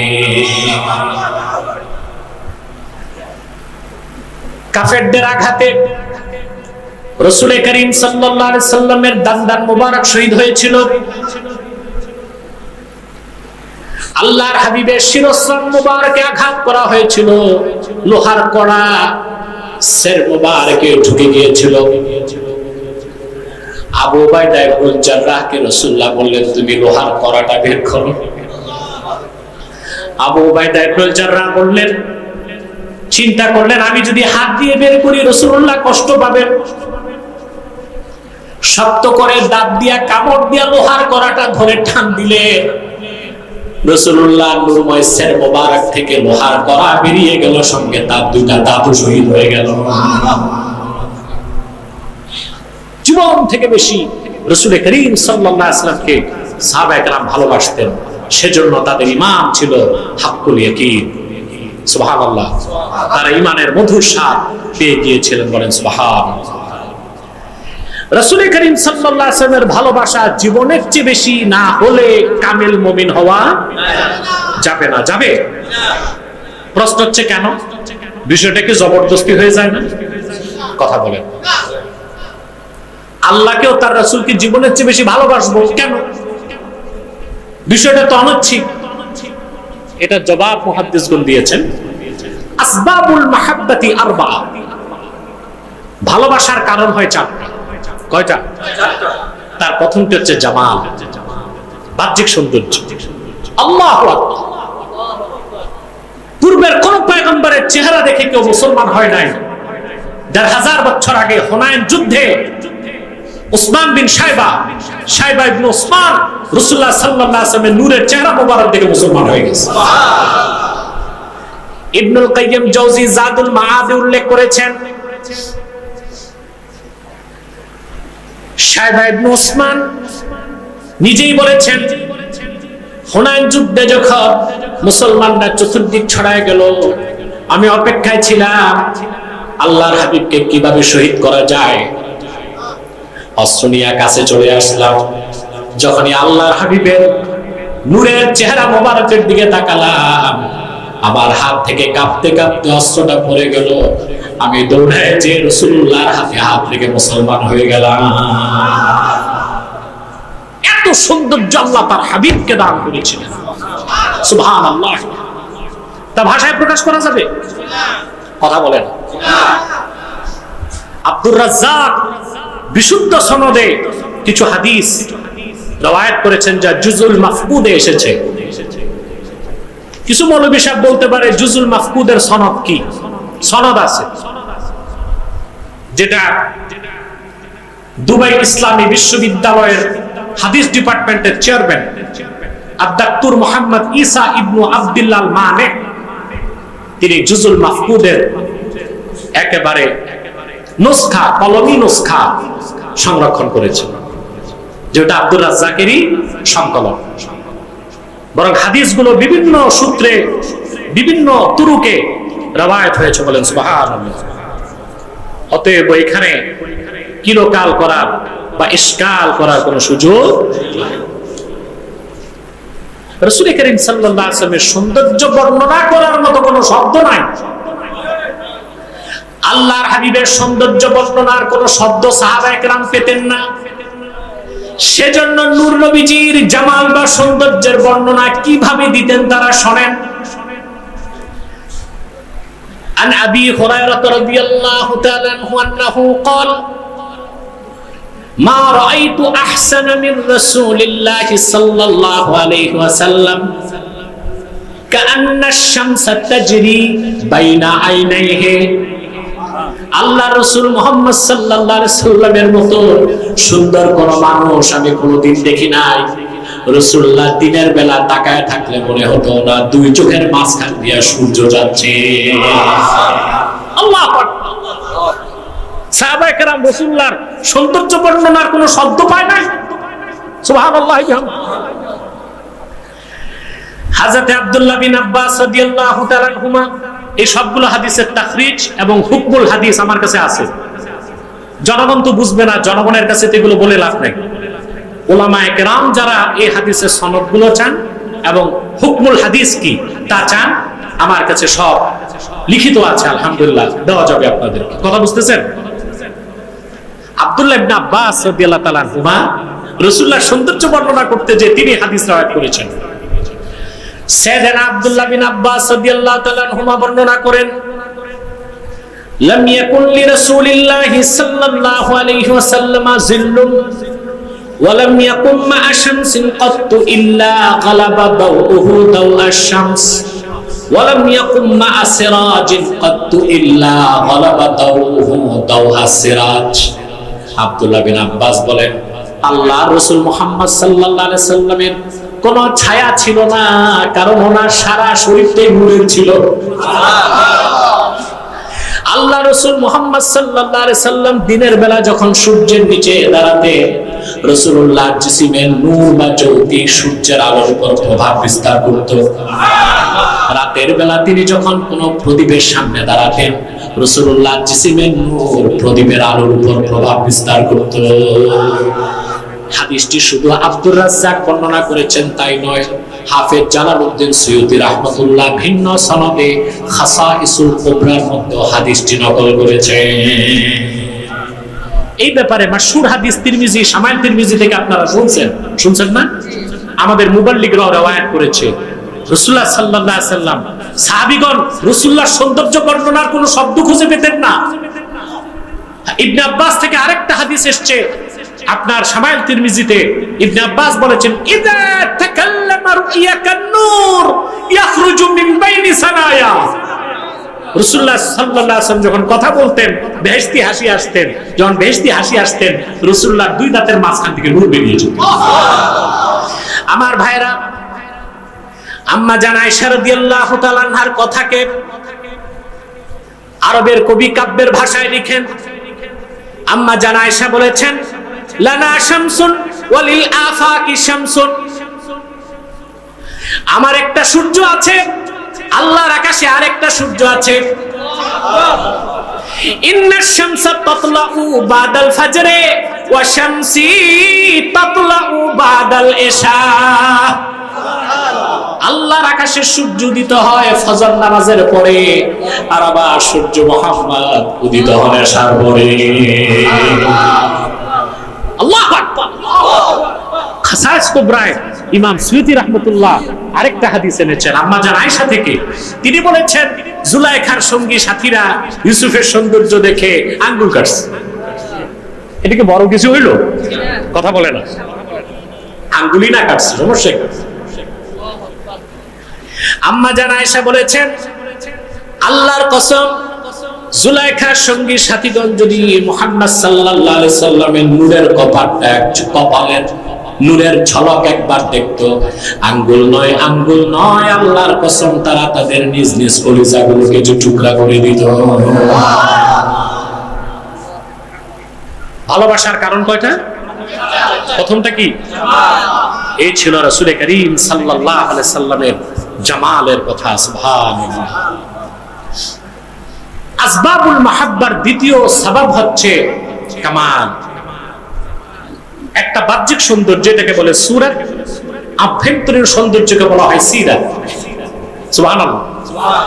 রাসূলুল্লাহ সাল্লাল্লাহু আলাইহি ওয়াসাল্লামের কামাল, সিরাত কি রকম ছিল ভাষায় প্রকাশ করা যাবে? আমাদের ছাত্র মুবাল্লিক আব্দুর রহমান জাবির এই বিষয়ে কথা বলেছে, শুনেছেন আপনারা। আল্লাহ রাব্বুল আলামিন তার হাবিব মুহাম্মদ সাল্লাল্লাহু আলাইহি সাল্লামের চরিত্রের কথা, কামালের কথা বলতে যে বলেন, ওয়া ইন্নাকা লাআলা খুলুকিন আযীম। প্রিয় হাবিব আমার মুহাম্মদ সাল্লাল্লাহু আলাইহি ওয়াসাল্লাম, কোনো সন্দেহ নেই আপনি সুমহান চরিত্রের উপর অধিষ্ঠিত আছেন। সুবহানাল্লাহ। রাসূলুল্লাহর চরিত্রকে আল্লাহ বলেছেন আযীম। কি বলেছেন? জোরে বলেন, আযীম। এমন বড় জিনিস যা চিন্তা করার মতো মস্তিষ্ক নাই, লেখার মতো কলম নাই, ভাষায় প্রকাশ করার কোনো শব্দ নাই, যা মাপার মতো কোনো যন্ত্র নাই, এরকম সুমহান জিনিসকে বলা হয় আযীম। কোরআন সাক্ষ্য দেয় আল্লাহ রাব্বুল আলামিন আপন কিতাব কোরআনকে বলেছেন আযীম। আল্লাহ নিজেকে বলেছেন আযীম, আল্লাহ তার আরশকে বলেছেন আযীম, আল্লাহ আপন হাবিবের চরিত্রকে বলেছেন ওয়া ইন্নাকা লাআলা খুলুকিন আযীম। এই যে আল্লাহ কোরআনে বলছেন, মুসলমান আদর্শ মানবে কার? মুহাম্মদ সাল্লাল্লাহু আলাইহি ওয়াসাল্লাম। কার? কোন মুসলমান যে আল্লাহকে বিশ্বাস করে, মুহাম্মদ সাল্লাল্লাহু আলাইহি ওয়াসাল্লামের আদর্শ বাদ দিয়া পৃথিবীর কোন দার্শনিক, কোন নেতা, কোন বক্তা, প্রবক্তা, কোন দার্শনিক, কোন চিন্তাবিদ, কোন রাষ্ট্রনায়কের আদর্শ গ্রহণ করতে পারে না। কুরআনুল কারীমে আল্লাহ রাব্বুল আলামিন বলেন, লাকাদ কানা লাকুম ফি রাসূলিল্লাহি উসওয়াতুন হাসানাতুন লিমান কানা ইয়ারজুল্লাহা ওয়াল ইয়াওমাল আখিরা ওয়া যাকারাল্লাহা কাসীরা। আল্লাহ পাক বলেছেন, লাকাদ কানা লাকুম ফি রাসূলিল্লাহি উসওয়াতুন হাসানাহ, মুহাম্মদ সাল্লাল্লাহু আলাইহি ওয়াসাল্লামের মধ্যে রয়েছে তোমাদের জন্য সর্বোত্তম আদর্শ। কারণ রাসূলুল্লাহর চরিত্র ছিল সর্বোত্তম, ওনার আদর্শ সর্বোত্তম। যে ব্যক্তি আল্লাহকে চায়, আখিরাতকে বিশ্বাস করে, বেশি বেশি আল্লাহর জিকির করে বলেন সুবহানাল্লাহ, সে আদর্শ খুঁজবে কই? মুহাম্মদ সাল্লাল্লাহু আলাইহি ওয়াসাল্লামের মধ্যে রয়েছে মুমিনদের জন্য সর্বোত্তম আদর্শ। যার চরিত্র যত উন্নত, তার আদর্শ তত মহান।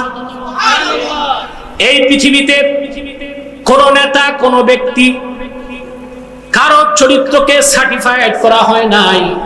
রাসূলুল্লাহর চরিত্রের কথা, সিরাতের কথা, ওনার কামালের কথাকে আল্লাহ সার্টিফাইড করেছেন নিজের ভাষায়, ওয়া ইন্নাকা লাআলা খুলুকিন আযীম। আমার আফসোস এই বাংলাদেশি মুসলমানদের জন্য, এরা রাসূলুল্লাহ সাল্লাল্লাহু আলাইহি ওয়াসাল্লামের আদর্শের অনুসরণ করে না, পশ্চিমাদের আদর্শ অনুসরণ করে। পোশাক আশাক, শিক্ষা সংস্কৃতি, খাওয়া দাওয়া, উঠা বসা সব পশ্চিমা ধারছে, ঠিক না? তো পশ্চিমাদের আদর্শ কি? আমি আগে বিভিন্ন লেকচারে বলছি, তিনটি স্তম্ভের উপর পশ্চিমা আদর্শ দাঁড়ায় আছে। একটা হচ্ছে ধ্বংসপ্রাপ্ত রোমান সভ্যতা, আরেকটা হচ্ছে গ্রিক দার্শনিকদের বিকৃত দর্শন, হোমার, সক্রেটিস, অ্যারিস্টটল এবং প্লেটো, তাদের যে দর্শন এটা। তৃতীয়টা হচ্ছে সোফিস্ট বা যুক্তিবাদীদের মন মস্তিষ্ক প্রসূত যুক্তি, এই তিনটা মিথ্যা স্তম্ভের উপর পশ্চিমা দুনিয়ার সভ্যতা দাঁড়ায় আছে। আর তারাই কিনা বলে আমরাই হচ্ছে মোস্ট সিভিলাইজড, খুব সভ্য।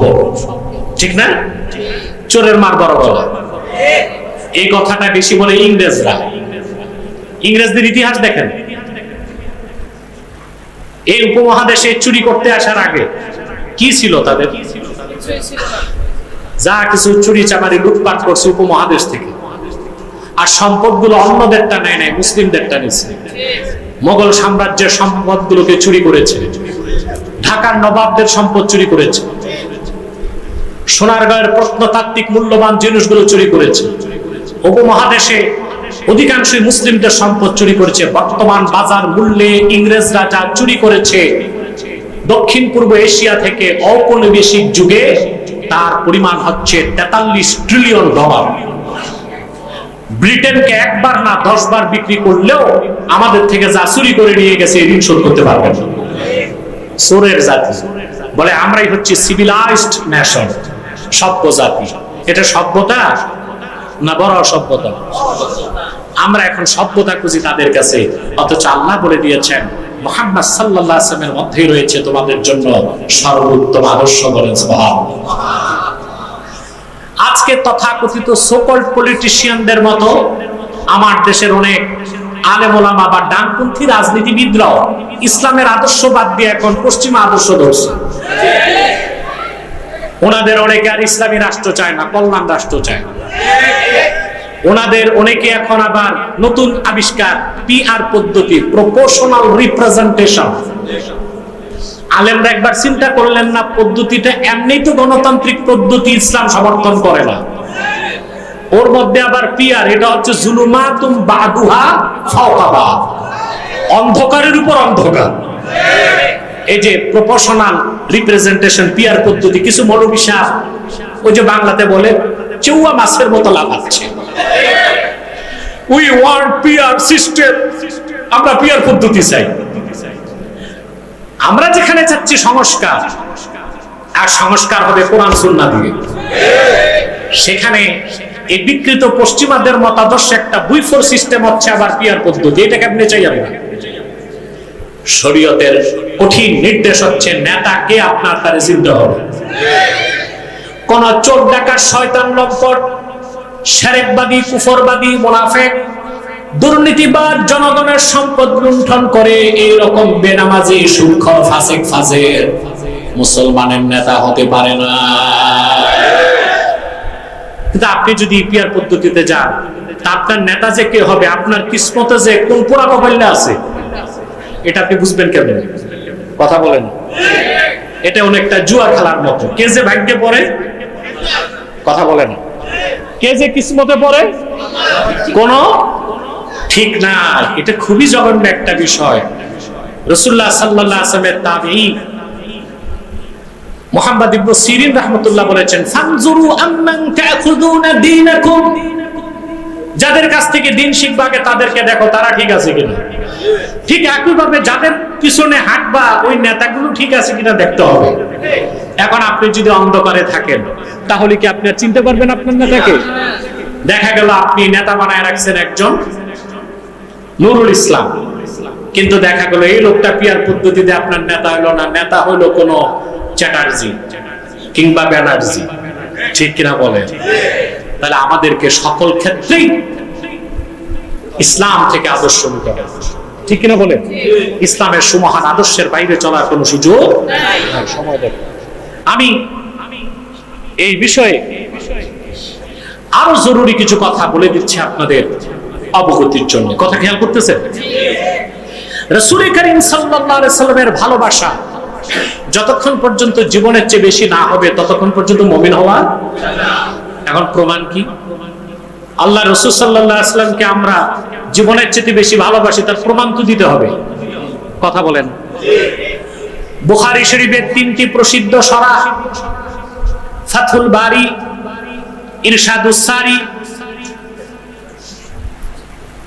এবং উমদাতুল কারি, 3টি সরার মধ্যে একই কথা এসেছে, ইন্নাস সামারাতা মাহাব্বতি রাসূলিল্লাহ সাল্লাল্লাহু আলাইহি ওয়াসাল্লাম ইত্তিবাউ সুন্নতিহি ওয়াল মুলাযামাতু বিশরিয়াতিহি। রাসূলুল্লাহ সাল্লাল্লাহু আলাইহি ওয়াসাল্লামকে জীবনের চেয়ে বেশি ভালোবাসা, কেউ যদি রাসূলুল্লাহর ভালোবাসা যদি জীবনের চেয়ে বেশি হয় মুসলমানদের, তার প্রমাণ হচ্ছে আল্লাহর হাবিব মুহাম্মদ সাল্লাল্লাহু আলাইহি সাল্লামের সুন্নতের অনুসরণ করতে হবে এবং ওনার রেখে যাওয়া শরীয়তকে দাঁত দিয়া কামড় দিয়া ধরতে হবে। এখন আসলাম শিক্ষা, এতক্ষণ তো বয়ান শুনছেন, এখন শিক্ষা কি নিব, ঠিক না? রাসূলুল্লাহ সাল্লাল্লাহু আলাইহি সাল্লামের ভালোবাসা জীবনের চেয়ে বেশি, এটা দাবি করলে হবে না, এটার প্রমাণ দিতে হবে। প্রমাণ হচ্ছে ইত্তিবাউ সুন্নতিহি ওয়াল মুলাযামাতু বিশরিআতিহি, রাসূলুল্লাহর সুন্নতকে অনুসরণ করতে হবে আর রাসূলুল্লাহ রেখে যাওয়া শরীয়তকে দাঁত দিয়া কামড়ায় ধরতে হবে। শরীয়তের বাইরে যাবার কোনো সুযোগ, শরীয়তের বাইরে যাবার কোনো সুযোগ নাই। আরে ভাই, রাসূলুল্লাহর অনুসরণটাই তো ইসলাম। কথা বলেন, রাসূলুল্লাহর অনুসরণের বাইরে ইসলাম আছে? ইসলামের কোন ভার্সন আছে? বাংলাদেশের তথাকথিত সুফিবাদী যারা আর কিছু তথাকথিত বুদ্ধিজীবী, তারা বলে থাকে যে আমরা পলিটিক্যাল ইসলাম বিশ্বাস করি না, আমরা রেডিক্যাল ইসলাম বিশ্বাস করি না, আমরা সুফিবাদী ইসলাম বিশ্বাস করি। তাদের কথায় বোঝা যায় ইসলামের প্যাটার্ন আছে। কথা বলেন, কোন প্যাটার্ন আছে? ইসলামের কোন ভার্সন আছে? ইসলাম একটাই। কথা বলেন, রাসূলুল্লাহ বলেছেন আমি তোমাদের জন্য এমন একটা দিন রেখে গেলাম, লাইলুহা ওয়া নাহারুহা সাওয়া, মধ্যাহ্নের দিবাকর সূর্যের মতো উজ্জ্বল দিন রেখে গেলাম, যে দিনের রাত যেমন দিন তেমন, দিন যেমন রাত তেমন। বলেছেন ইসলামের ভার্সন আছে? তো সুফিবাদী ইসলাম যারা বলে তাদের ঈমান আছে? পলিটিক্যাল ইসলাম বলে কোন ইসলাম নাই, ইসলাম একটাই। তবে ইসলামী রাজনীতি ইসলামের অংশ। জিহাদি ইসলাম বলে কোন ইসলাম নাই, ইসলাম তো একটাই, তবে জিহাদ ইসলামের অংশ। সুফিবাদী ইসলাম বলে কিছু নাই, তবে তরিকত, তাসাউফ, ইলমে মারিফত এটা ইসলামের অংশ। ঠিক কিনা? অংশগুলো নিয়ে ইসলামের ভার্সন বের করা, প্যাটার্ন বের করা, এর কোন সুযোগ নাই, কোন সুযোগ নাই। কথাগুলো বুঝতেছেন তো? রাসূল কারীম সাল্লাল্লাহু আলাইহি ওয়াসাল্লামের ইত্তেবা বা অনুসরণটাই হচ্ছে ইসলাম। রাসূলুল্লাহর অনুসরণ বা ইত্তেবাটাই হচ্ছে শরীয়ত, ঠিক কিনা? অতএব জীবনের চেয়ে বেশি রাসূলুল্লাহকে আমরা ভালোবাসি, তার প্রমাণ দিতে হবে না ভাই? তো জীবনের সকল ক্ষেত্রে সুন্নতের অনুসরণ করতে হবে, শরীয়তের গণ্ডির মধ্যে থাকতে হবে, এর বাইরে যাবার কোনো সুযোগ নাই। এটাকে আমরা পারি? কথা বলেন, আমরা কি জীবনের সব ক্ষেত্রে রাসূলুল্লাহর সুন্নতকে মানছি ভাই? নামাজ পড়ি সুন্নত তরিকায়, এটা ঠিক আছে, ঠিক না? কিন্তু আমাদের অর্থনীতি সমাজনীতি কি সুন্নত তরিকায়? আমাদের রাষ্ট্রনীতি পররাষ্ট্রনীতি সুন্নত তরিকায়? আমাদের বিচার আচার কি সুন্নত তরিকায়? কথা বলেন, সব ক্ষেত্রে আমরা রাসূলুল্লাহর সুন্নতের অনুসরণ করি না, বরং বিজাতিদের অনুসরণ করছি। কাদের অনুসরণ? আল্লাহর হাবিবের ভালোবাসা প্রমাণ হচ্ছে আল্লাহর হাবিবের সুন্নতের অনুসরণ, আল্লাহর হাবিবের রেখে যাওয়া শরীয়তের চর্চা। সুন্নতের বাইরে কোনো কিছু করা যাবে না। যাবে? শরীয়তের বাইরে যাবার কোনো সুযোগ নাই। আল্লাহ তাআলা কোরআন কারীমে স্পষ্ট করে দিয়েছেন, রাসূলুল্লাহ সাল্লাল্লাহু আলাইহি সাল্লাম যা কিছু করতে বলেছেন তা করতে হবে, যা কিছু নিষেধ করেছেন তা ছাড়তে হবে। রাসূলুল্লাহ যেটাকে হুকুম করেছেন আল্লাহ সেটা ফরজ করে দিয়েছেন, রাসূলুল্লাহ যেটাকে নিষেধ করেছেন আল্লাহ সেটাকে হারাম করে দিয়েছেন। রাসূলুল্লাহ যেটাকে পছন্দ করেছেন আল্লাহ ওটা দ্বীনের কাজ বানাই দিয়েছেন, রাসূলুল্লাহ যেটা অপছন্দ করেছেন আল্লাহ ওটা দ্বীন থেকে বের করে দিয়েছেন। বুখারী শরীফ সাক্ষ্য দেয়, আল্লাহর হাবিব হিজরত করে মদিনাতুল মুনাওয়ারা যাবার পরে 16 কি 17 মাস আল্লাহর হাবিব বাইতুল মুকাদ্দাসের দিকে নামাজ পড়েছেন। কিন্তু রাসূলুল্লাহর মন চাইতো কাবাটা কিবলা হোক। সুবহানাল্লাহ বলবেন। আমি একটু দেখি কে কে ঘুমান, একটু হাত তুলে দেখান তো ভাই।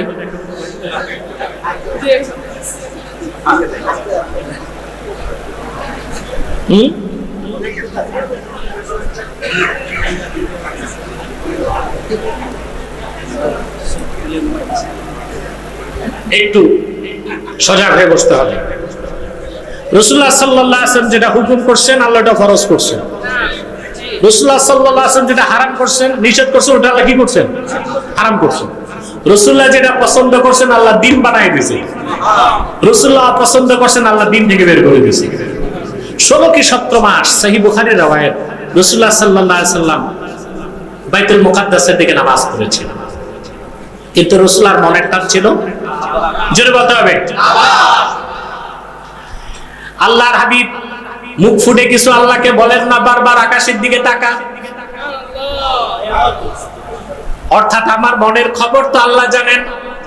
আল্লাহ বলেন কদ নারা তাকাল্লুবা ওয়াজহিকা ফিস সামা ওয়া লানুওয়াল্লিয়ান্নাকা কিবলাতান তারদাহা। আল্লাহ বলে দিলেন মুহাম্মদ সাল্লাল্লাহু আলাইহি ওয়াসাল্লাম, আপনি বারবার আকাশের দিকে তাকান, আমি এটা দেখি।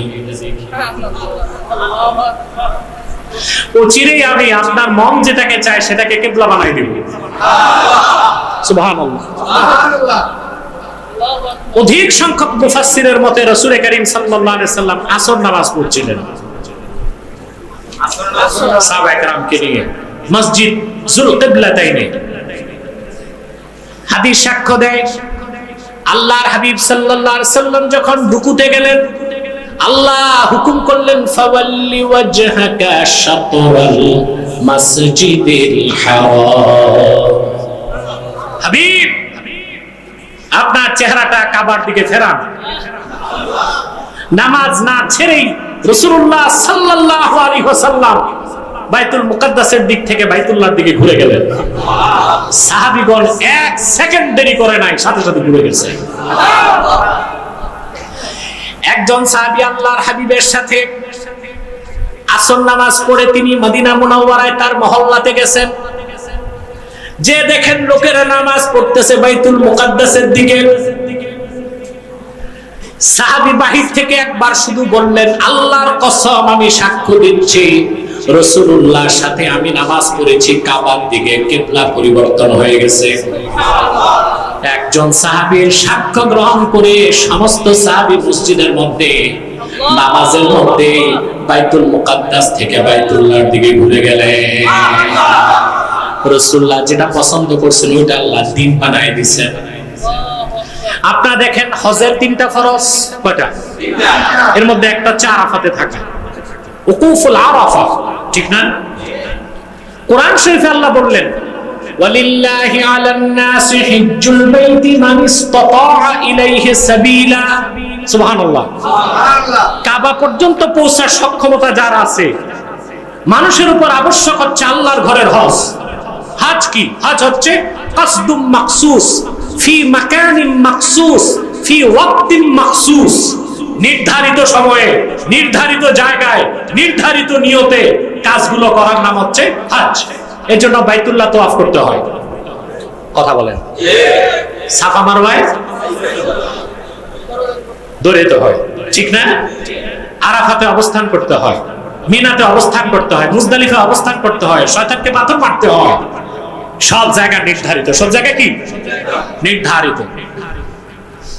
প্রিয় বন্ধুগণ, আল্লাহ বললেন মানব জাতির জন্য হজ হচ্ছে বাইতুল্লাহ। আরাফাতে যাওয়ার কথা আল্লাহ বলছেন কোরআন কারীমে।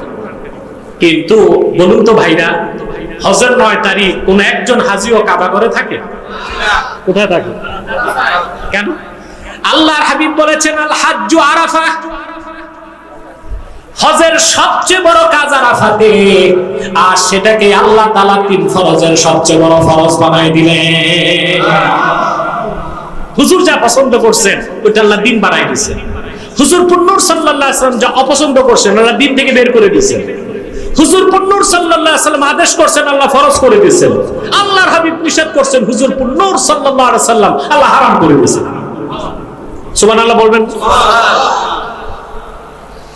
আল্লাহর হাবিবের আনুগত্য, ওনার ইত্তেবা, ওনার অনুসরণের মাহাত্ম্য বুঝাতে একটি হাদিস বলছি আপনাদেরকে। সহিহ বুখারী কিতাবুত তাফসীর বাবু ফাজলি ফাতিহাতিল কিতাবে হাদিসটি এসেছে। রাসূলুল্লাহ জলিলুল কদর সাহাবী হযরতে সাঈদ ইবনে মুআল্লা থেকে, আবু সাঈদ মুআল্লা থেকে তিনি বলেন, সহিহ বুখারীতে হাদিসটি এসেছে, তিনি বলেন কুনতু উসাল্লি ফাদআনি আন-নবী সাল্লাল্লাহু আলাইহি ওয়াসাল্লাম ফালাম উজিবহু। ও মিয়া, কান পেতে শোনো বাঙালি। রাসূলুল্লাহর সাহাবী বলেন, আমি নামাজ পড়ছিলাম, নামাজটা ছিল ফরজ নামাজ। নামাজের মধ্যে থাকা অবস্থাতেই আল্লাহর হাবিব আমারে ডাক দিলেন। আল্লাহু আকবার। এই রকম মতনে হাদিসটি এসেছে বুখারীতে, ভিন্ন শব্দে হাদিসটা এসেছে সহিহ মুসলিমে। সেখানে এসেছে ফাদাআনি রাসূলুল্লাহ সাল্লাল্লাহু আলাইহি ওয়াসাল্লাম ফালাম উজিবহু। আল্লাহ রাসূল আমাকে ডেকেছেন, আমি জবাব দিলাম না। একই মাফহুম, একই বিষয়, আলফাজ ভিন্ন। আলফাজ কি ভিন্ন। সাহাবীর নামাজটা ছিল ফরজ নামাজ। কি নামাজ? তো সাহাবী ইজতিহাদ করছেন যে নামাজটা যেহেতু ফরজ, তো নামাজটা শেষ করি রাসূলুল্লাহর ডাকের জবাব দেই, তিনি নামাজ ছাড়লেন না। বলুন তো ভাই, সাহাবী কাজটা ঠিক করছিলেন না ভুল করছিলেন? ঠিক করছেন। দেখি সামনে যাই, তাই তো বুঝতে পারবে। আমার ভাইরা, নামাজ শেষ করে আমি আল্লাহর হাবিবের কাছে দৌড়িয়ে আসলাম। এসে বললাম, লাব্বাইকা ওয়া সা'দাইকা ইয়া রাসূলুল্লাহ। আয় আল্লাহর রাসূল, আপনার গোলাম হাজির। আল্লাহর হাবিব বললেন, আমি ডেকেছিলাম, জবাব কেন দাও নাই? সাহাবী বলেন, আমি বললাম, ইন্নী কুনতু উসাল্লি, আমি নামাজ পড়ছিলাম, ফরজ নামাজ ছিল বলে আপনার ডাকের জবাব দেই নাই। আল্লাহর হাবিব সাহাবীকে পাল্টা প্রশ্ন করলেন, আলাম ইয়াকুলিল্লাহু ইস্তাজিবু লিল্লাহি ওয়া লির-রাসূলি ইযা দাআকুম। আল্লাহ কি বলেন নাই কোরআন কারীমের মধ্যে, ও সাহাবীগণ, ঈমানদারগণ, আল্লাহ এবং আল্লাহর রাসূল যখন ডাক দেন দেরি করো না, সঙ্গে সঙ্গে জবাব দাও। সাহাবী, তোমার নামাজটা ছিল ফরজ, আর আমি যখন ডাক দিয়েছি নামাজ ছেড়ে আমার ডাকের জবাব দেওয়া ছিল তার চেয়ে বড় ফরজ। আল্লাহু আকবার।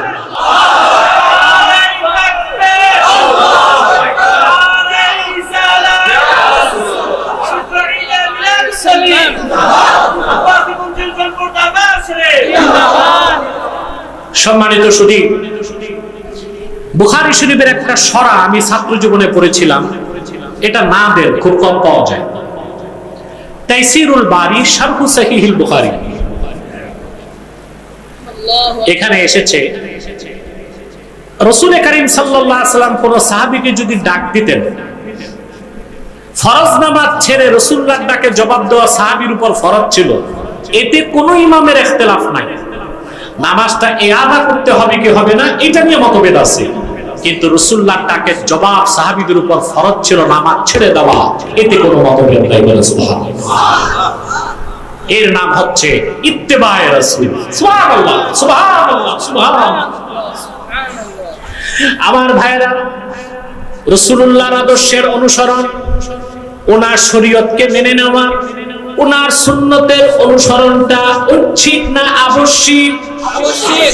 কথা বলেন না। ঐচ্ছিক না, আবশ্যিক। আপনাকে কালেমা পড়লে রাসূলুল্লাহর শরীয়তকে মনে প্রাণে বিশ্বাস করতে হবে, ওনার দ্বীনকে গ্রহণ করতেই হবে, ওনার রেখে যাওয়া নীতি সুন্নাতের অনুসরণ করতেই হবে। অন্তত বিশ্বাস তো করতেই হবে, আমল যতটুকু করতে পারে, ঠিক কিনা? আল্লাহ রাব্বুল আলামিন এই ব্যাপারে কোরআন কারীমে স্পষ্ট ফতোয়া দিয়েছেন। ফতোয়া কার? জোরে বলতে হবে।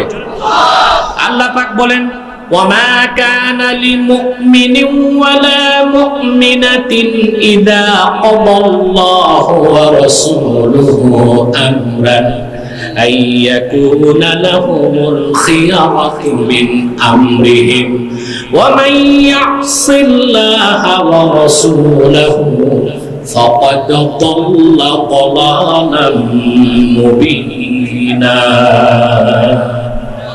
এই কোরআন সূরা আহজাবে যারা রাসূলুল্লাহর সুন্নতের বাইরে বিজাতিদের রাজনৈতিক মতাদর্শ চর্চা করেন, কান পেতে শুনে রাখুন, রাসূলুল্লাহর উম্মত হতে হলে শর্ত আছে।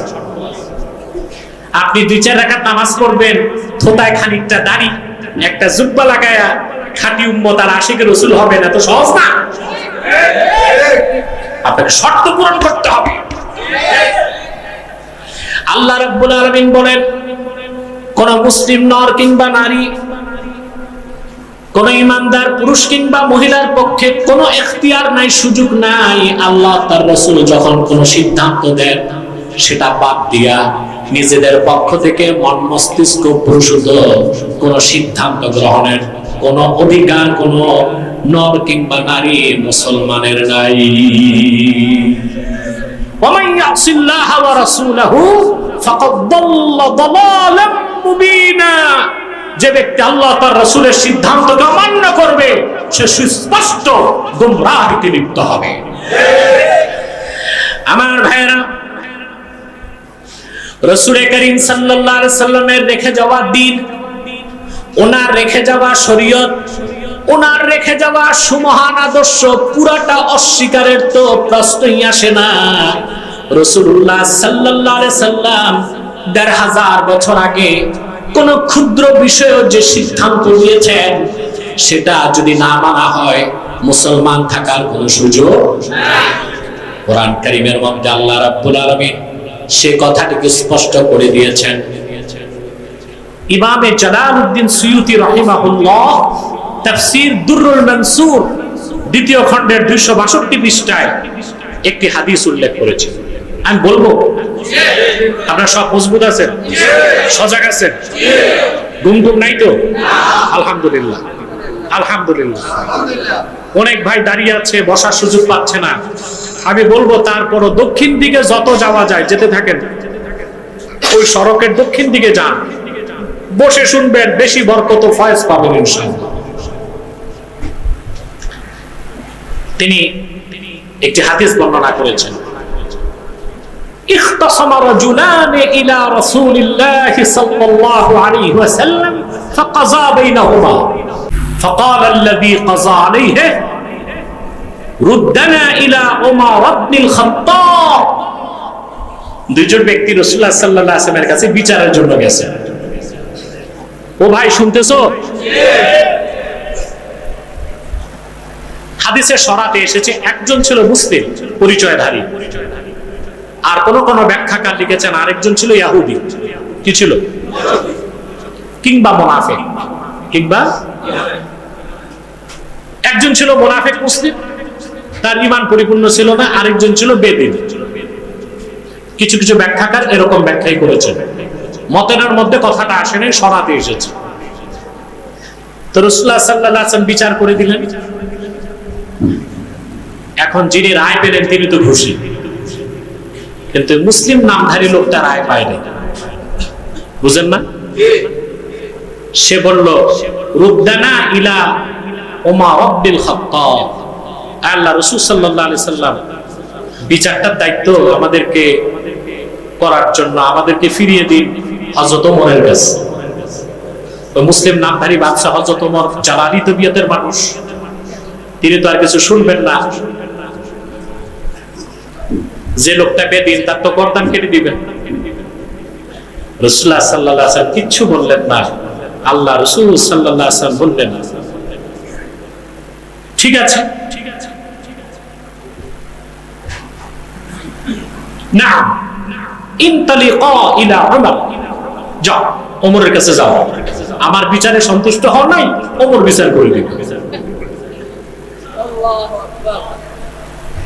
হাদিস সাক্ষ্য দেয়, ফালাম্মা আতায়া উমর قال الرجل يا ابن الخطاب قضى لي رسول الله صلى الله عليه وسلم على هذا فقال ردنا الى عمر فردنا اليك যে রায় পাইছে সে হযরত ওমরকে বলতেছে, ওমর খবর আছে আপনার, বিচারটা আল্লাহ রাসূল করে দিবেন। এই লোকটা রায় রাসূলুল্লাহর রায়তে সন্তুষ্ট হয় নাই, সে রাসূলুল্লাহর কাছে বলেছে ওমরের কাছে ফিরায় দেন। রাসূলুল্লাহ সাল্লাল্লাহু আলাইহি সাল্লাম এর জন্য ফিরায় দিয়েছেন।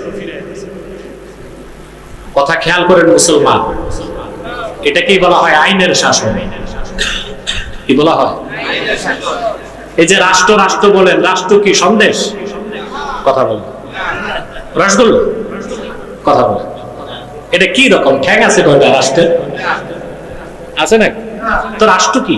রাষ্ট্রের কিছু উপাদান থাকে, 4টা উপাদানে একটা রাষ্ট্র হয়। তার প্রথমটা হচ্ছে টেরিটরি, ভূখণ্ড।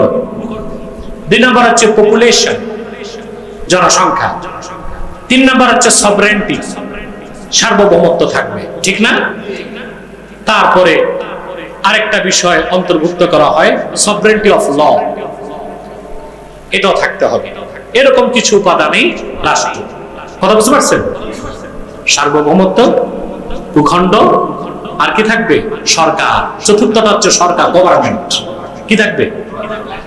এটা হচ্ছে রাষ্ট্র। এটা দেখা যায় না, এটা ঠ্যাং নাই, চোখ নাই, কান নাই, কিন্তু আমরা একেবারে ভালোবাসা গদগদ করি, মাতৃভূমির ভালোবাসা, জীবন দিব উৎসর্গ করে। এটা দেখা যায় না, ধরা যায় না, ছোঁয়া যায় না। এই একটি বায়বীয় বিষয়কে আমরা জীবন দিয়ে দিচ্ছি। কথা বলে ইসলামের জন্য জীবন দেয় না, বলে রাষ্ট্রের জন্য জীবন দিব। আমরা যদি রাষ্ট্রের জন্য জীবন দেই, সেখানে আমাদের উদ্দেশ্য থাকবে আল্লাহ তার হাবিবের দ্বীনের স্বার্থে। আমাদের উদ্দেশ্য ভিন্ন, নিয়ত ঠিক না? এই যে রাষ্ট্র, রাষ্ট্রের প্রথম কাজ হচ্ছে to establish sovereignty of law. এটা প্রথম কাজ, আইনের সার্বভৌমত্বকে প্রতিষ্ঠা করে। বুঝলেন? দ্বিতীয় কাজ হচ্ছে ইকুয়ালিটি ফর অল, সবার জন্য সমান অধিকার নিশ্চিত করতে হবে। 3 নম্বর হচ্ছে to set up constitutional government, একটা সাংবিধানিক সরকার থাকতে হবে। 4 নম্বর হচ্ছে টু প্রমোট গুড লাইফ, প্রতিটি নাগরিকের সুন্দর এবং উন্নত জীবন যাপনের ব্যবস্থা করে দিতে হবে রাষ্ট্রের কাজগুলো। আমরা বাঙ্গাল বার অজানে কাঙ্গাল।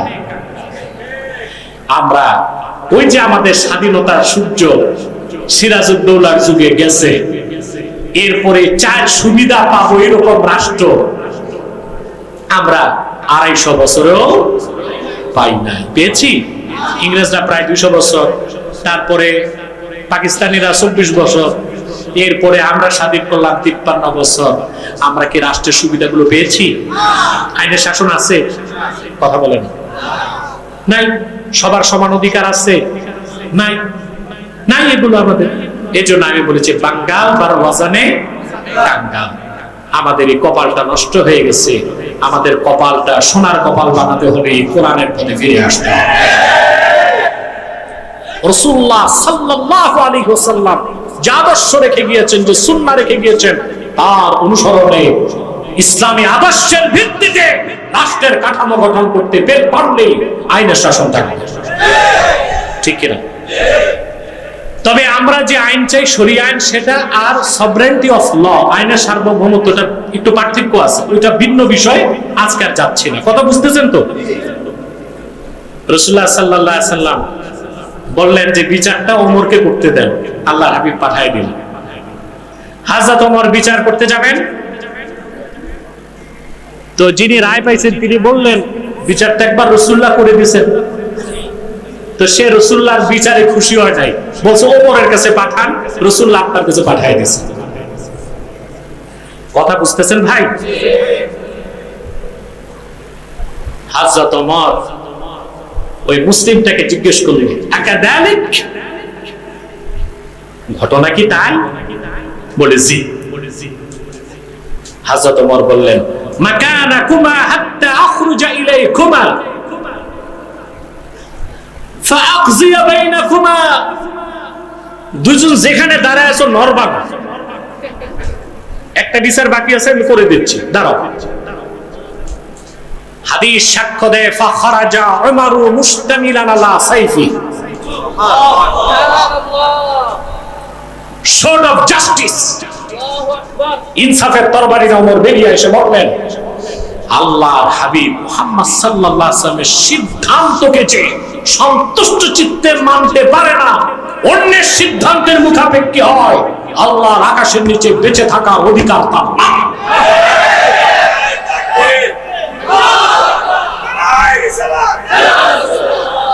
এই কথা বললেন আর সেই নামধারী মুনাফিকের গর্দান কেটে দিলেন।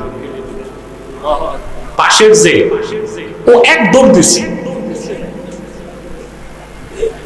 সোজা মসজিদ নববীতে এসে থরথর করে কাঁপতেছে, বলে ইয়া রাসূলুল্লাহ সাল্লাল্লাহু আলাইহি ওয়াসাল্লাম বিচার তো হয়ে গেছে। বলে কি?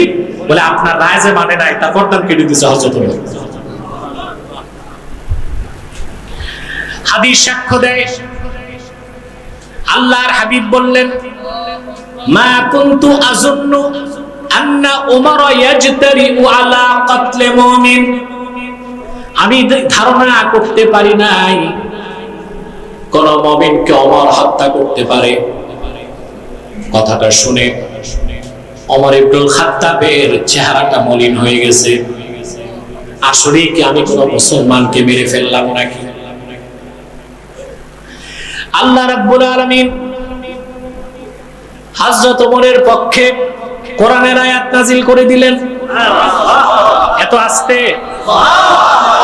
বাহিরে যারা সবাই একসাথে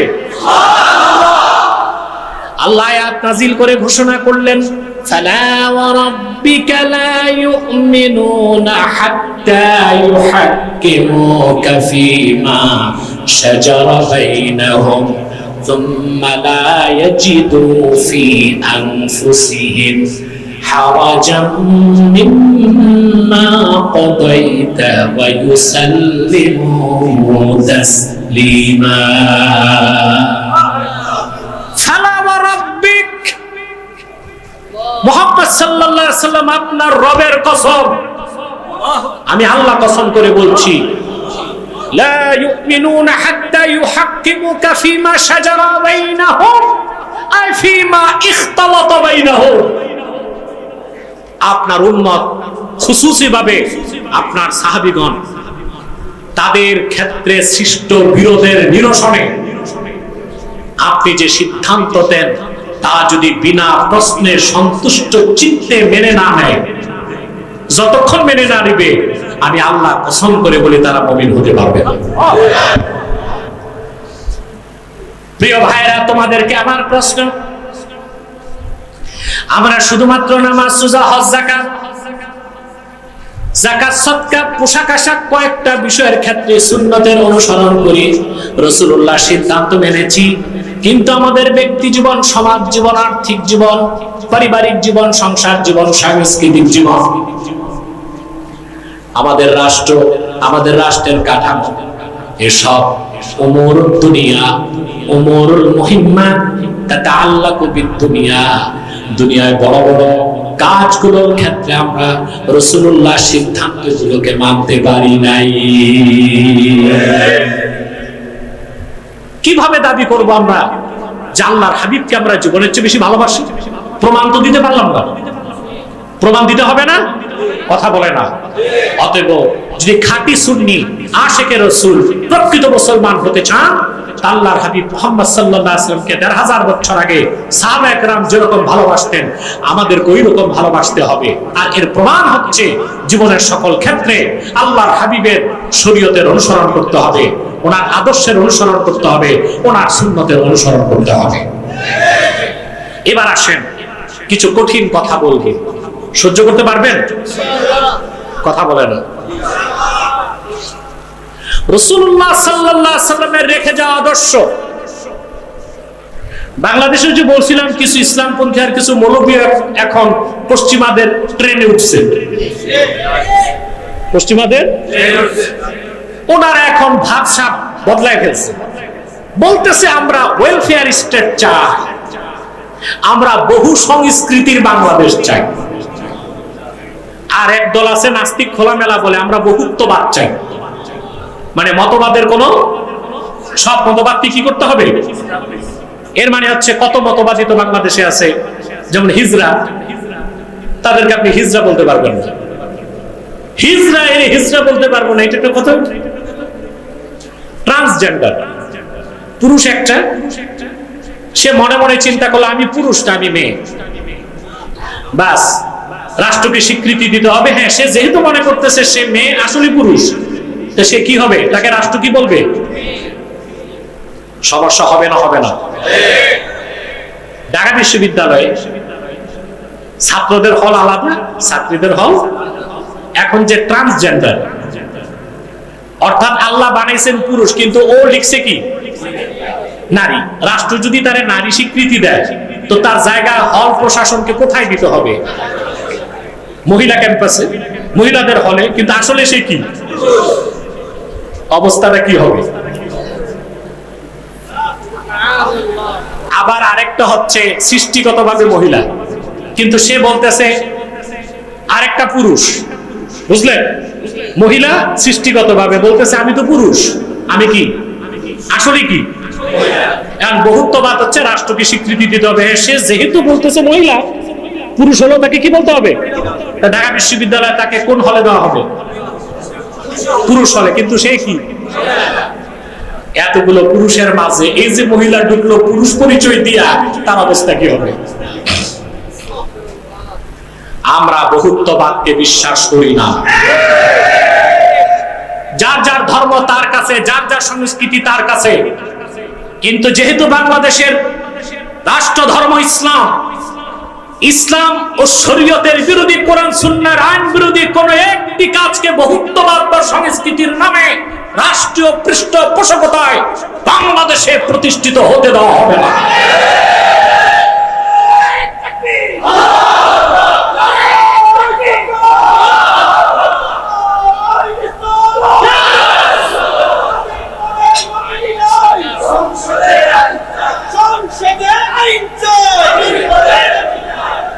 সম্মানিত সুধী, কথা শুনতেছেন? তাহলে আমরা কি বহুত্ববাদ বহু সংস্কৃতি গুলো মানতে পারি? তো এই যে বললাম আমার দেশে অনেক লেবাসধারী মৌলবী সাহেব এখন পশ্চিমাদের রেলে উঠছে। এদের ডেস্টিনেশন কি? কথা বলেন। জাহান্নাম। কথা বলেন। জাহান্নাম, কোন সন্দেহ নাই। অতএব জীবনের সকল ক্ষেত্রে রাসূলুল্লাহর আদর্শের অনুসরণ করতে হবে, ওনার পূর্ণাঙ্গ দ্বীনের অনুসরণ করতে হবে, ওনার সুন্নাহের অনুসরণ করতে হবে। এই ক্ষেত্রে আমি আপনাদেরকে দুটো হাদিস শোনাচ্ছি। আহমদ বিন হাম্বল রাহমাতুল্লাহ মুসনাদের মধ্যে হাদিস এনেছেন, হাদিস নাম্বার 15864, বিশাল হাদিসের কিতাব, পিছনে আমার লাইব্রেরিতে আছে, বুঝলেন? মুসনাদ আহমদ বিন হাম্বল রাহমাতুল্লাহ সংকলন, হাদিস নাম্বার 15864। এখানে আব্দুল্লাহ ইবনে সাবিত বলেন, জাআ উমর ইবনুল খাত্তাব ইলা নবী সাল্লাল্লাহু আলাইহি ওয়াসাল্লাম فقال يا رسول الله صلى الله عليه وسلم إني مررت بأخ لي من بني قريظة فكتب لي جوامع من التوراة ألا أعرضها عليك يا رسول الله صلى الله عليه وسلم। সাধারণ সাহাবী না, হযরত ওমর একদিন কিছু পৃষ্ঠা পাতা নিয়ে রাসূলুল্লাহর খেদমতে উপস্থিত হয়ে বললেন, ইয়া রাসূলুল্লাহ সাল্লাল্লাহু আলাইহি ওয়াসাল্লাম, আমার এক প্রতিবেশী ভাই বনু কুরাইজার, সে তাওরাত কিতাব থেকে মূল বক্তব্য কিছু লিখে আমাকে দিছে, আমি কিতাবটাকে দেখাবো। কথা শুনতেছেন? তাওরাত কিতাব নাজিল হয়েছিল কার উপর? মুসা নবীর উপর, ঠিক না? তো সে তাওরাতের কিছু অংশ পৃষ্ঠায় লেখা তিনি এনে বলতেছেন আমি কিতাবটাকে দেখাবো। আব্দুল্লাহ ইবনে সাবিত বলেন, فتغير وجه رسول الله صلى الله عليه وسلم قال عبد الله فقلت له ألا ترى ما بوجه رسول الله صلى الله عليه وسلم। আব্দুল্লাহ ইবনে সাবিত বলেন, এই কথা শোনার সঙ্গে সঙ্গে আল্লাহর হাবিব সাল্লাল্লাহু আলাইহি সাল্লামের নূরের চেহারা মোবারকের রং বদল হয়ে গেল। তার মানে রাসূলুল্লাহ এত বেশি রাগ হলেন, চেহারায় রাগটা ফুটে উঠল। মনে রাখবেন, রাসূলুল্লাহ যখন রাগ করতেন তখনও চেহারা থেকে নূর বের হতো, যখন খুশি হতেন তখনও নূর বের হতো। সুবহানাল্লাহ বলবেন না? আব্দুল্লাহ ইবনে সাবিত বলেন, আমি হযরত ওমরকে বললাম, ভাই আপনি কি আল্লাহ রাসূলের চেহারা মোবারকটা দেখতেছেন না? আপনার কথায় রাসূলুল্লাহ সাল্লাল্লাহু আলাইহি সাল্লাম কতটুকু নারাজ হয়েছেন, কথা বলে না। হযরত ওমরের হাতে ছিল কি? তাওরাতের কিছু অংশ। রাসূলুল্লাহ সাল্লাল্লাহু আলাইহি ওয়াসাল্লামকে দেখানোর সুযোগ পান নাই, শুধু অনুমতি চাইছেন। এটি রাসূলুল্লাহ সাল্লাল্লাহু আলাইহি ওয়াসাল্লাম এতটুকু রাগান্বিত হলেন। হযরত ওমর বুঝতে পারলেন কথাটি আল্লাহর হাবিব অপছন্দ করেছেন। সাথে সাথে হযরত ওমর হাঁটু গেড়ে বসে গেলেন, অন্য riwayate পাওয়া যায়, আর বলতে লাগলেন, রাদিতু বিল্লাহি রাব্বান ওয়া বিল ইসলামি দীনান ওয়া বি মুহাম্মাদিন সাল্লাল্লাহু আলাইহি ওয়াসাল্লাম রাসূলা। সঙ্গে সঙ্গে আল্লাহর হাবিবের চেহারা মোবারক থেকে রাগের যে চিহ্ন ছিল সেটা চলে গেল। রাসূলুল্লাহ সাল্লাল্লাহু আলাইহি ওয়াসাল্লাম যে রাগ করেছিলেন, ওনার চেহারা মোবারকে যেটা ফুটে উঠেছিল সেটা চলে গেল। আল্লাহর হাবিব খুশি হয়ে গেলেন। তারপর হযরত ওমরকে আল্লাহ রাসূল সাল্লাল্লাহু আলাইহি ওয়াসাল্লাম বললেন, ওয়াল্লাযী নাফসি বিয়াদিহি লাউ আসবাহা ফীকুম মূসা। কান পেতে শোনো মুসলমান, রাসূলুল্লাহ সাল্লাল্লাহু আলাইহি ওয়াসাল্লাম হযরত ওমরকে বলেছেন, আল্লাহর কসম, যার হাতে আমি মুহাম্মদ সাল্লাল্লাহু আলাইহি ওয়াসাল্লামের জীবন, লাউ আসবাহা ফীকুম মূসা, বনি ইসরায়েলের উলুল আযম পয়গম্বর নবী মুসা যদি এখন তোমাদের মধ্যে জীবিত থাকতো, সুম্মা তাবাতুমুহু ওয়া তারাকতুমুনি লা দালালতুম। সুবহানাল্লাহ। সুম্মা তাবাতুমুহু ওয়া তারাকতুমুনি লা দালালতুম। আর তোমরা যদি আমার অনুসরণ না করে মুসার অনুসরণ করতা, তোমরা সব পথভ্রষ্ট হয়ে যেত। কথা বুঝতেছেন? অন্য রাওয়ায়াতে এসেছে রাসূল করিম সাল্লাল্লাহু আলাইহি ওয়াসাল্লাম হযরত ওমরকে লক্ষ্য করে বললেন,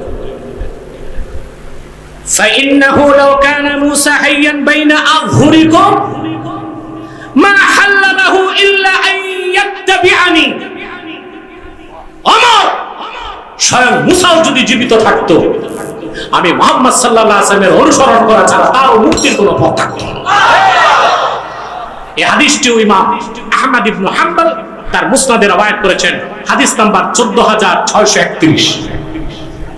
এখন মুসলমান খুব খেয়াল করে শুনেন, যদি আল্লাহর হাবিব মুহাম্মদ সাল্লাল্লাহু আলাইহি ওয়াসাল্লামের অনুসরণ বাদ দিয়া মুসা নবী, ঈসা নবী, পূর্বের নবীদের অনুসরণ করার সুযোগ না থাকে, তাহলে আপনারা যারা সুন্নতকে বাদ দিয়া, দ্বীন ইসলামকে বাদ দিয়া কাফের মুশরিক বেঈমান ইহুদি খ্রিস্টানদের আদর্শ আর সভ্যতা মানতেছে, আপনারা কেমন করে মুসলমান থাকবেন? আগে তো মুসলমান হতে হবে, তারপর সুন্নি হতে হবে, আশিকে রাসূল হওয়া যাবে। মুসলমানই যদি না হন, তাহলে আশিক হবার সুযোগ নাই, সুন্নি হবার সুযোগ নাই। আমার কথাগুলো বুঝলেন তো? আল্লাহ যেন আমাদেরকে এই কথাগুলোর উপর আমল করার তৌফিক দান করেন। বলুন আল্লাহুম্মা আমিন। সময় কত দেখো? তাহলে আমি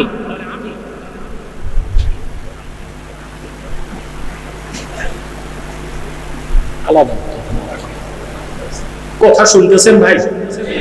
তাহলে আল্লাহর হাবিব সাল্লাল্লাহু আলাইহি সাল্লামের সুন্নতের অনুসরণ আমরা করব না ইনশাআল্লাহ? সুন্নতের ক্ষেত্রে একটা সংজ্ঞা আমি দিয়ে দিচ্ছি। আমরা কিন্তু অধিকাংশ মুসলমান সুন্নত বুঝি না। সুন্নত বলতে কি বুঝি? লাউ খাওয়া সুন্নত, মিষ্টি হালুয়া খাওয়া, তারপর দুপুরে খাবার পরে একটু, রাতে খাবার পরে একটু দস্তরখান, এই তো সুন্নত বুঝি। সুন্নত বুঝি না। সুন্নাত হচ্ছে আম্মা সুন্নাতু ফাহিয়া মা সান্না রাসূলুল্লাহ সাল্লাল্লাহু আলাইহি ওয়াসাল্লাম। রাসূলুল্লাহ সাল্লাল্লাহু আলাইহি ওয়াসাল্লাম যেই ক্ষেত্রে যেটা নীতি বানায় দিয়েছেন ওটাই সুন্নাত। কথা বলেন?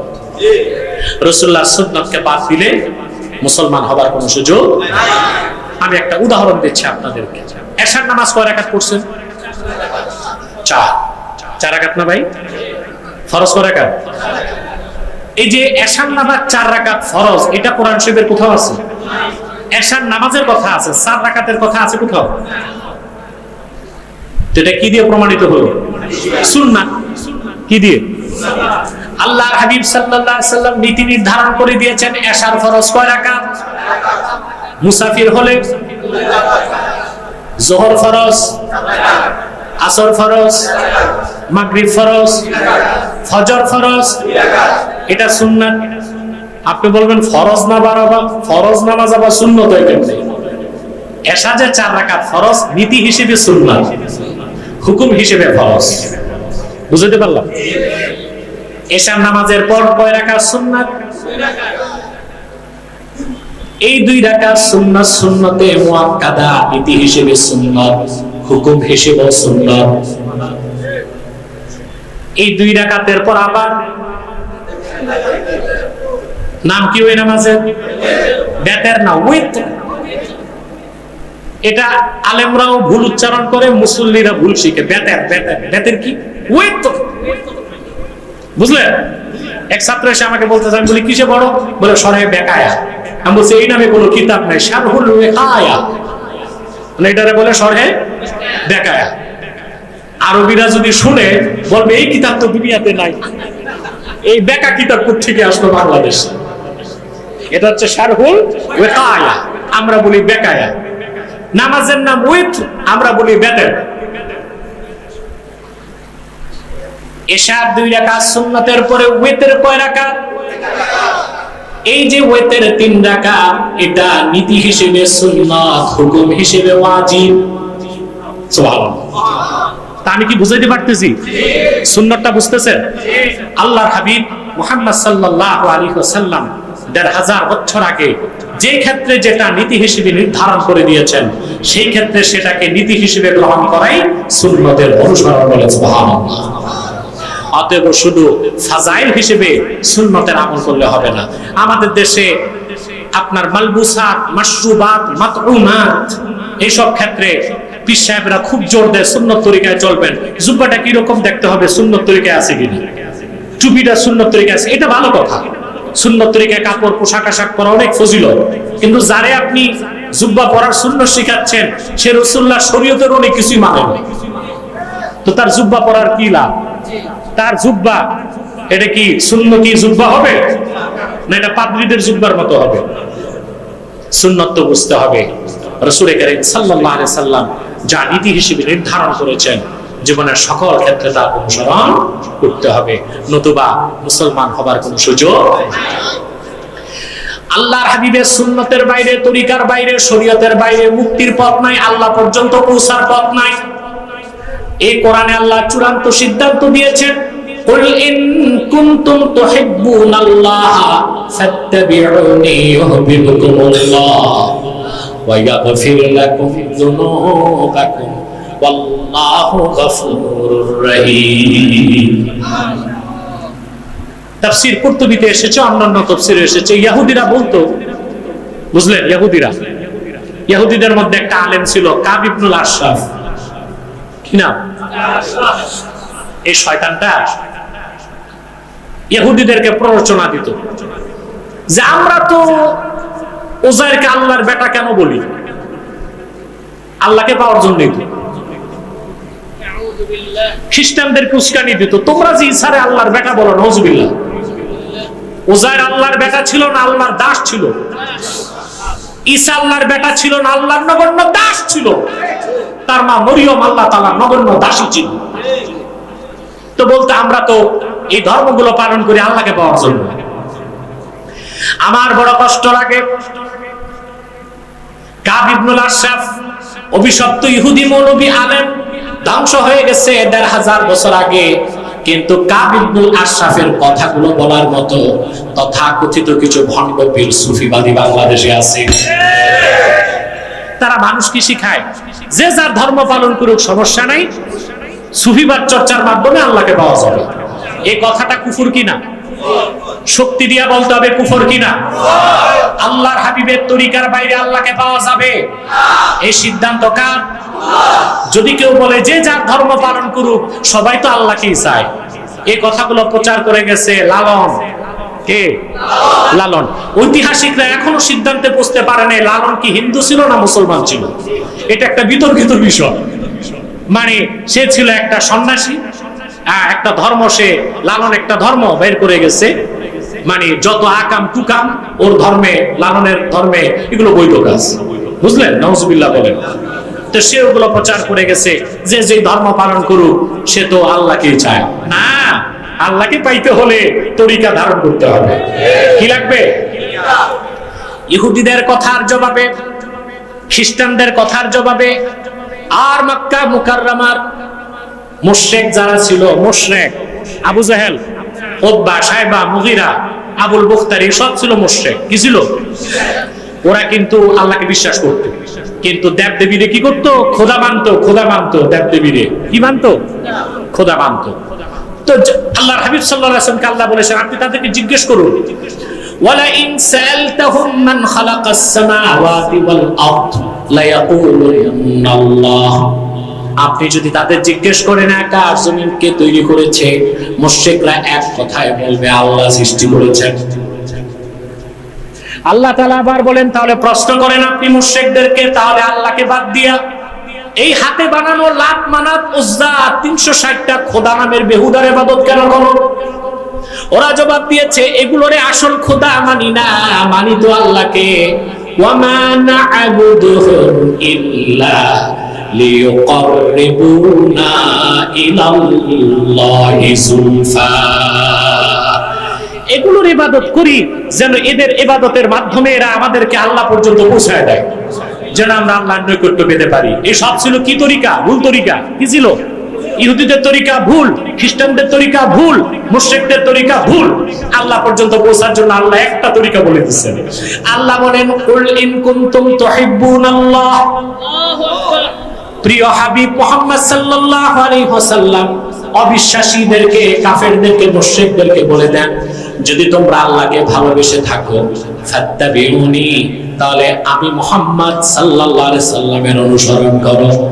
তার মানে রাসূলুল্লাহর অনুসরণের বাইরে কোনো ধর্ম চর্চা, কর্ম চর্চা, মতবাদ, দর্শন, সুফিবাদ এগুলো মানার মাধ্যমে নাজাতের কোনো ব্যবস্থা নাই, আল্লাহ পর্যন্ত পৌঁছা যাবে না। যাবে? এরপর আল্লাহ বলেছেন যদি আপনার অনুসরণ করে আপনি এটাও বলে দেন ইউহিব্বুকুমুল্লাহ, আল্লাহ তোমাদেরকে ভালোবাসবেন, ওয়া ইয়াগফির লাকুম যুনুবাকুম, তোমাদের জীবনের সমস্ত গুনাহ আল্লাহ মাফ করে দিবেন। আল্লাহু গফুরুর রহিম, আল্লাহ হচ্ছেন ক্ষমাশীল এবং দয়ালু। বলেন সুবহানাল্লাহ।